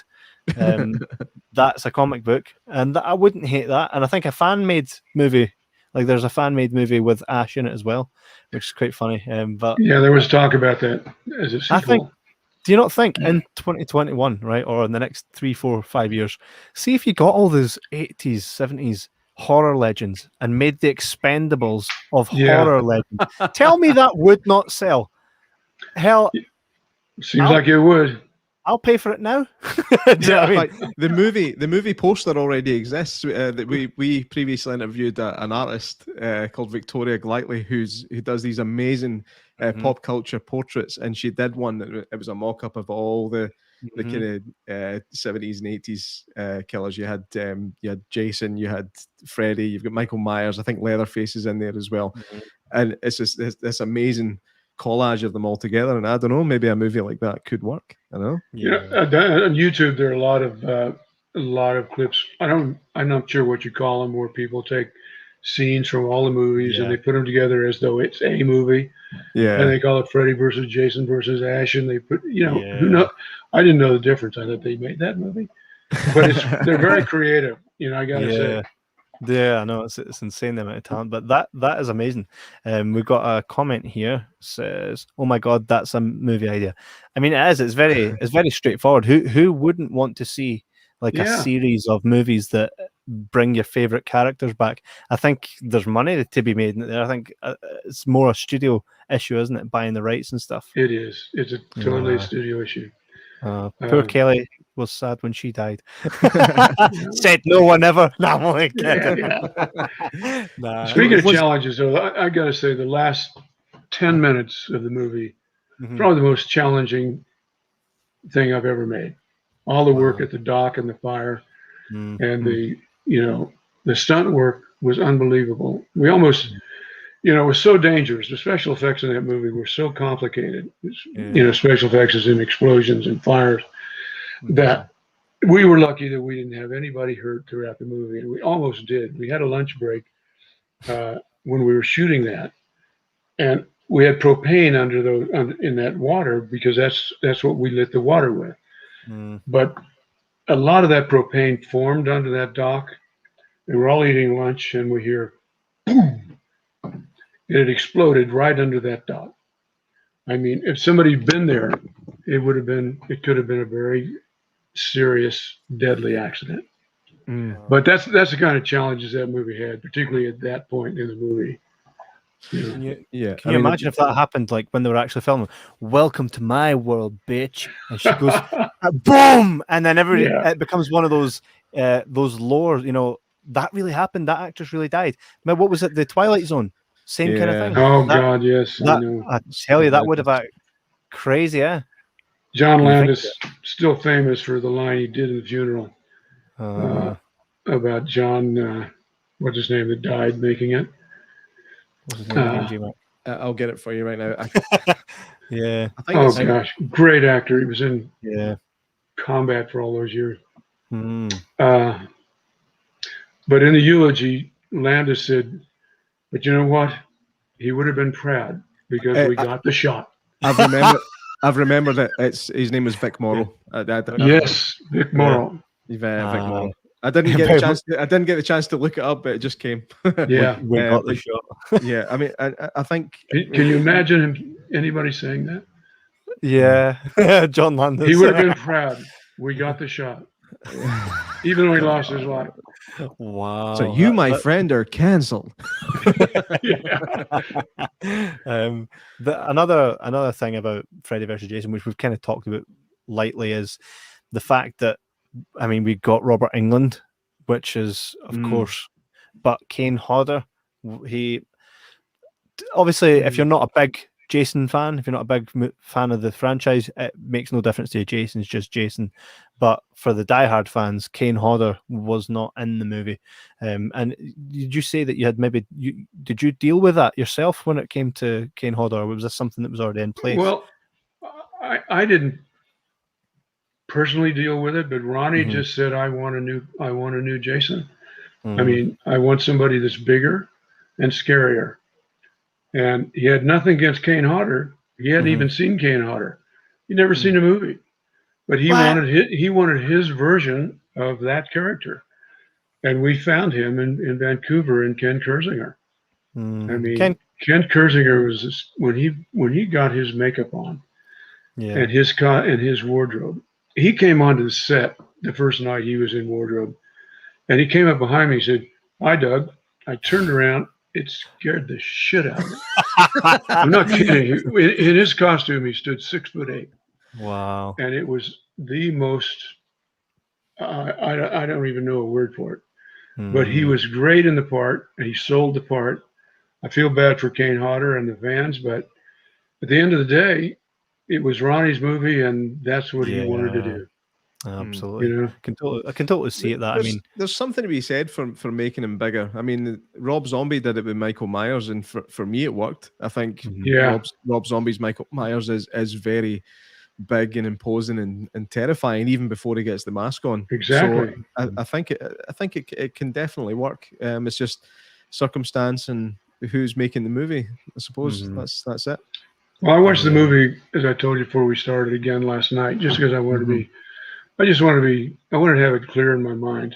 And it kind of blows me away how scary and good it is. I mean, it's a quality movie, and every character in it is so well drawn. I'm proud of it. I loved, for me, like, what I love about it is I could tell anybody that's never watched either of the franchises to go watch it, and they get it straight away within the first 20 minutes. They don't have to have seen the others. Yes, the fact that Freddy is literally narrating the story. That I want that. Where did the decision come to give Freddy the sharp teeth? I'd never seen that before. Was that was fresh for this movie? As far as I know, I'd never seen. Kevin, you might be wrong. Look at them right there on the screen. Was that new? I didn't know that. That's his teeth there. That's the way they were in all the other movies. Yeah, no, he was never a sharp tooth guy. Another thing as well is he was never originally, he wasn't a child molester. I thought he was. I thought that was the whole deal. Well, he was always a child murderer. Which is worse, by the way. But I see what you're saying. Yeah. Yeah, he was always a child murderer, but I think that the child molester aspect came in later on. I think they kind of left it open ended, like you make your own mind up, but they never played on it initially because I don't know. It's no something. I don't know. I mean, it makes them worse, right? I suppose. And I always agree, murder's worse than. But still, but the new one, it's a tough line to draw, man. They made him though. They made him in the new one. That one, they made him a molester in that one, and I suppose he looks more like one in that one. But and I read somewhere, it was on the Slash of the Titans, that specifically they didn't want to have Freddy mentioned as a child molester in Freddy versus Jason because, and it was just for marketability. Like you wouldn't want to promote. You don't want to root for him, you know. But it was in there, boy. That was in your face. That's right. Yeah. Oh man, when he's going after Monica, Yeah, that was a great scene, I got to say, but I don't think you could put that scene in a movie today.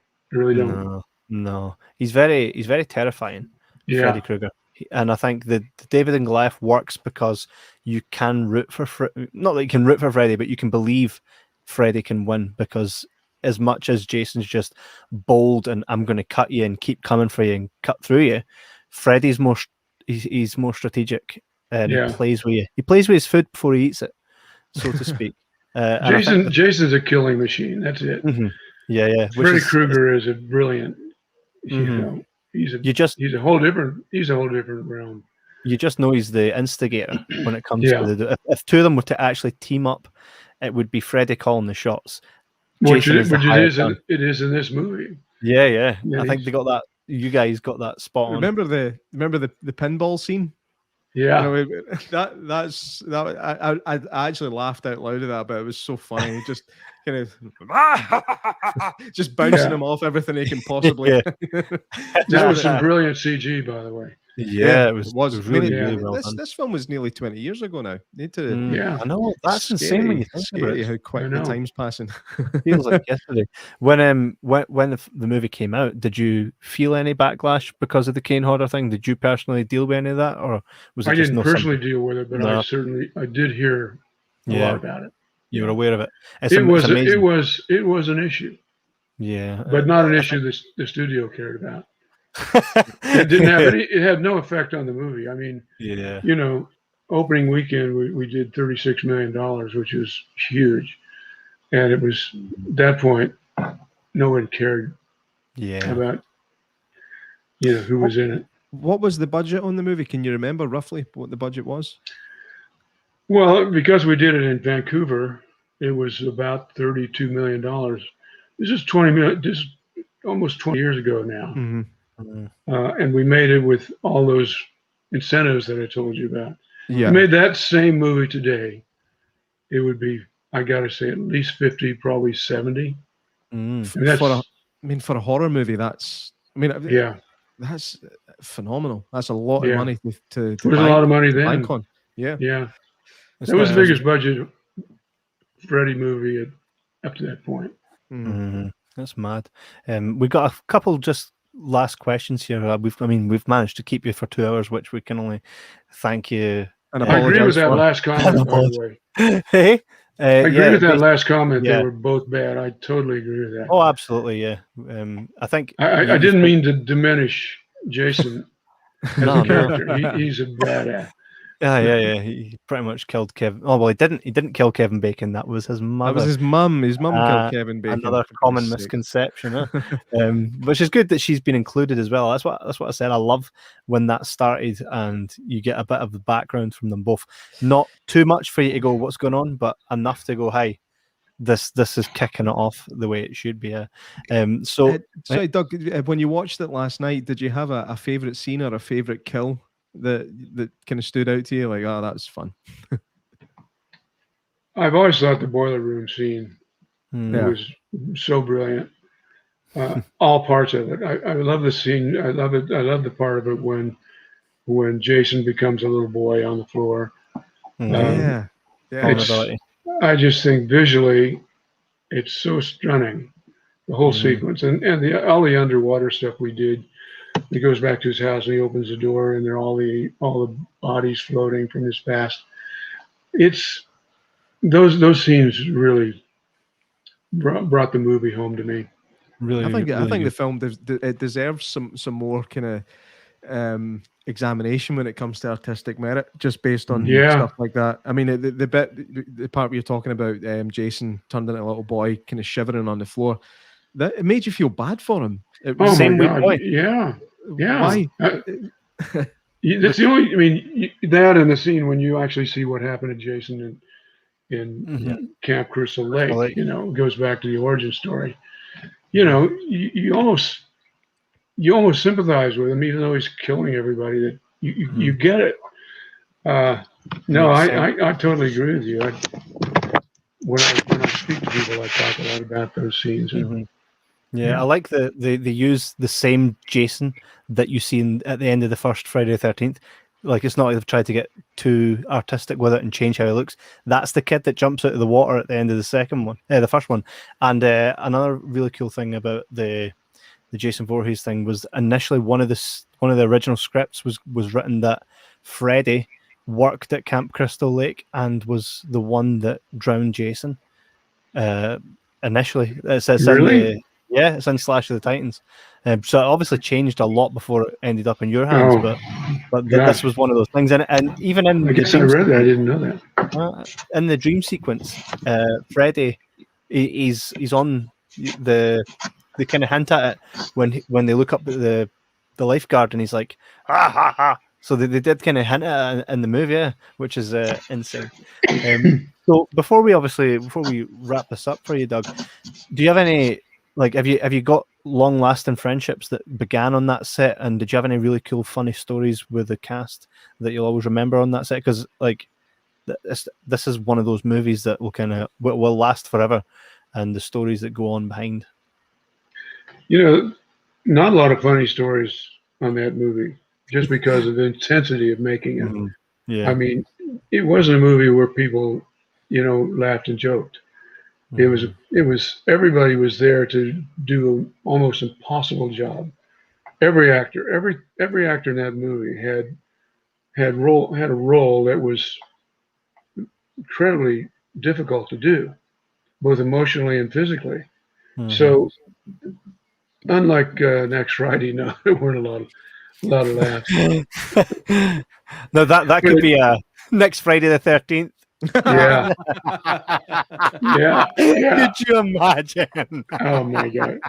Could be Mike Epps. You doing, motherfucker? Can you imagine this? The two of us together. How'd you get killed on your day off? You're good, man. You should do that as a side gig. I'll give it a bash. I'll definitely give it a bash. I could probably only do the voice only though. Yeah. That's a good point. Yeah. But that's You know, it's a lot of fun when I do webinars, kind of the same webinar based on what you and I just did. We just did. Mm-hmm. But the most fun of it is, and people appreciate the most, I use a lot of clips, behind the scenes clips from Freddy, from director and production designer and stunt coordinators and actors, and it's so much fun when people really get to see behind the scenes how it was made and what it took to make it and the complexity of making it. It's pretty darn good. I mean, I love to talk about it. Yeah. Mm-hmm. It's definitely one of those things. For anybody watching as well and listening at home, Doug, you also do seminars that kind of is like a foothold into the business, which is amazing, because when I said earlier, how do you get into becoming a producer? I mean, there it is right there. In 2021, you can go to Doug's website and you can book a seminar with Doug where you've got a full seminar that kind of gives you an insight and your first steps into the business. Yeah. Well, better yet is if you could show my email addresses. Mm-hmm. I found that after I did that website, so many people have so many different things they want to do, whether it be consulting or they want to do webinars, they want to do seminars. I just recommend that you email me, tell me what it is you want to do, what you have in mind, and we'll work out the details. Yeah. Because it's kind of complicated to do on a website. Yeah. But I invite you to go there. It shows you what I've done and what I can do and how we can work together. Yeah. But I like to get more personal with people, find out more about what it is they're doing and what they want, and go from there. Absolutely. That's how this happened. There you go. Yeah, absolutely. I'm just getting up your email address. There's two of them, and if you just there's a Gmail and an AOL. I'm still old school. AOL. I still have an AOL. I have an AOL address. Is AOL still a thing? Well, I don't know if it still exists, but it still has. Still, a lot of people my age have AOL addresses. A lot of people in the movie business, for sure. Yeah, I'm just. I seem to have. I don't know where it's misplaced this email address. What we Could can you do just is say- we can put them into the description once yeah. the video is Mhm. is uploaded. Absolutely. So we can get it in there. But even if you want to say what the email addresses are, we can. I can write Yeah, it it's down. my AOL address is curtis46@aol.com, and my Gmail address is Doug Curtis. Let me see. Let me make sure I got this right because I recently changed it. I think it's producer Doug Curtis at gmail.com. Yes. I Yeah. have just a second. Is that it? Yes. He's fine. There he's we fine. go. There we Yeah. are. Producer Doug Curtis at gmail.com. There we go. So for everybody at home that wants to take that next step, I mean, who better than to be guided into the world of producing than Doug Curtis himself? Obviously, we've gone through several of your movies here, but there's still so much of Doug's career. I mean, we're 2 hours in just talking about some of our. I can't believe it. Freddy versus Jason, and we could go on another 6 hours, but obviously, in reality, I mean, but we should do more very soon on different movies because I'm I'd love to going do it again. Absolutely. I'm going to go through a lot more of your IMDb list because I've yet to see a movie that you've been involved with that I've not enjoyed. And it would be really cool to revisit some of your other movies. I've enjoyed this show. Like, I've been looking forward to this. Like, you know me, J-Mac. When there's something related to Freddy versus Jason, that's something. But when you got Friday in there, Friday next Friday and Friday after next, and watching Cellular, all this is for me. It's not just been a great episode, but it's been a great couple of weeks leading up to the episode. I've managed to see new movies. Your insights are incredible. So I'm really looking forward to having you back on again at some point. I'm really looking forward to just watching your movies and chatting back and forth with you to kind of give you a bit of a what do you call it? Try to find the right word. I've lost it. J-Mac. I know what you're talking about. Yeah, absolutely. And I totally agree. It's been so much fun doing this. I can't believe it's over 2 hours. Yeah, no. And I've had a lot of fun talking to you guys prior to this. Yeah, absolutely. You love movies and you do your homework, and to me, that's everything. Yeah, absolutely. It's the least we can do for all the work that you guys put in to give us. You guys put years into making these movies that we watch for 40 minutes to an hour. So it's we love to talk about them. Yeah, hell yeah. Yeah. Again, I just want to thank you as well for your time and your insight. I mean, I love to hear kind of behind the scenes stuff, and the business of making movies is just becoming more and more interesting as I get older. It's something I don't like to admit that I'm getting older, but it's one of these facts of life. But thanks very much, Doug. It's been an absolute pleasure, and it's been so much fun, guys. I hope we do see get you to do it again. Okay. We absolutely will. Again, thank you, Douglas, and we will catch everybody on the flip side. Take it easy, Okay, guys. Bye. Thank you. Bye.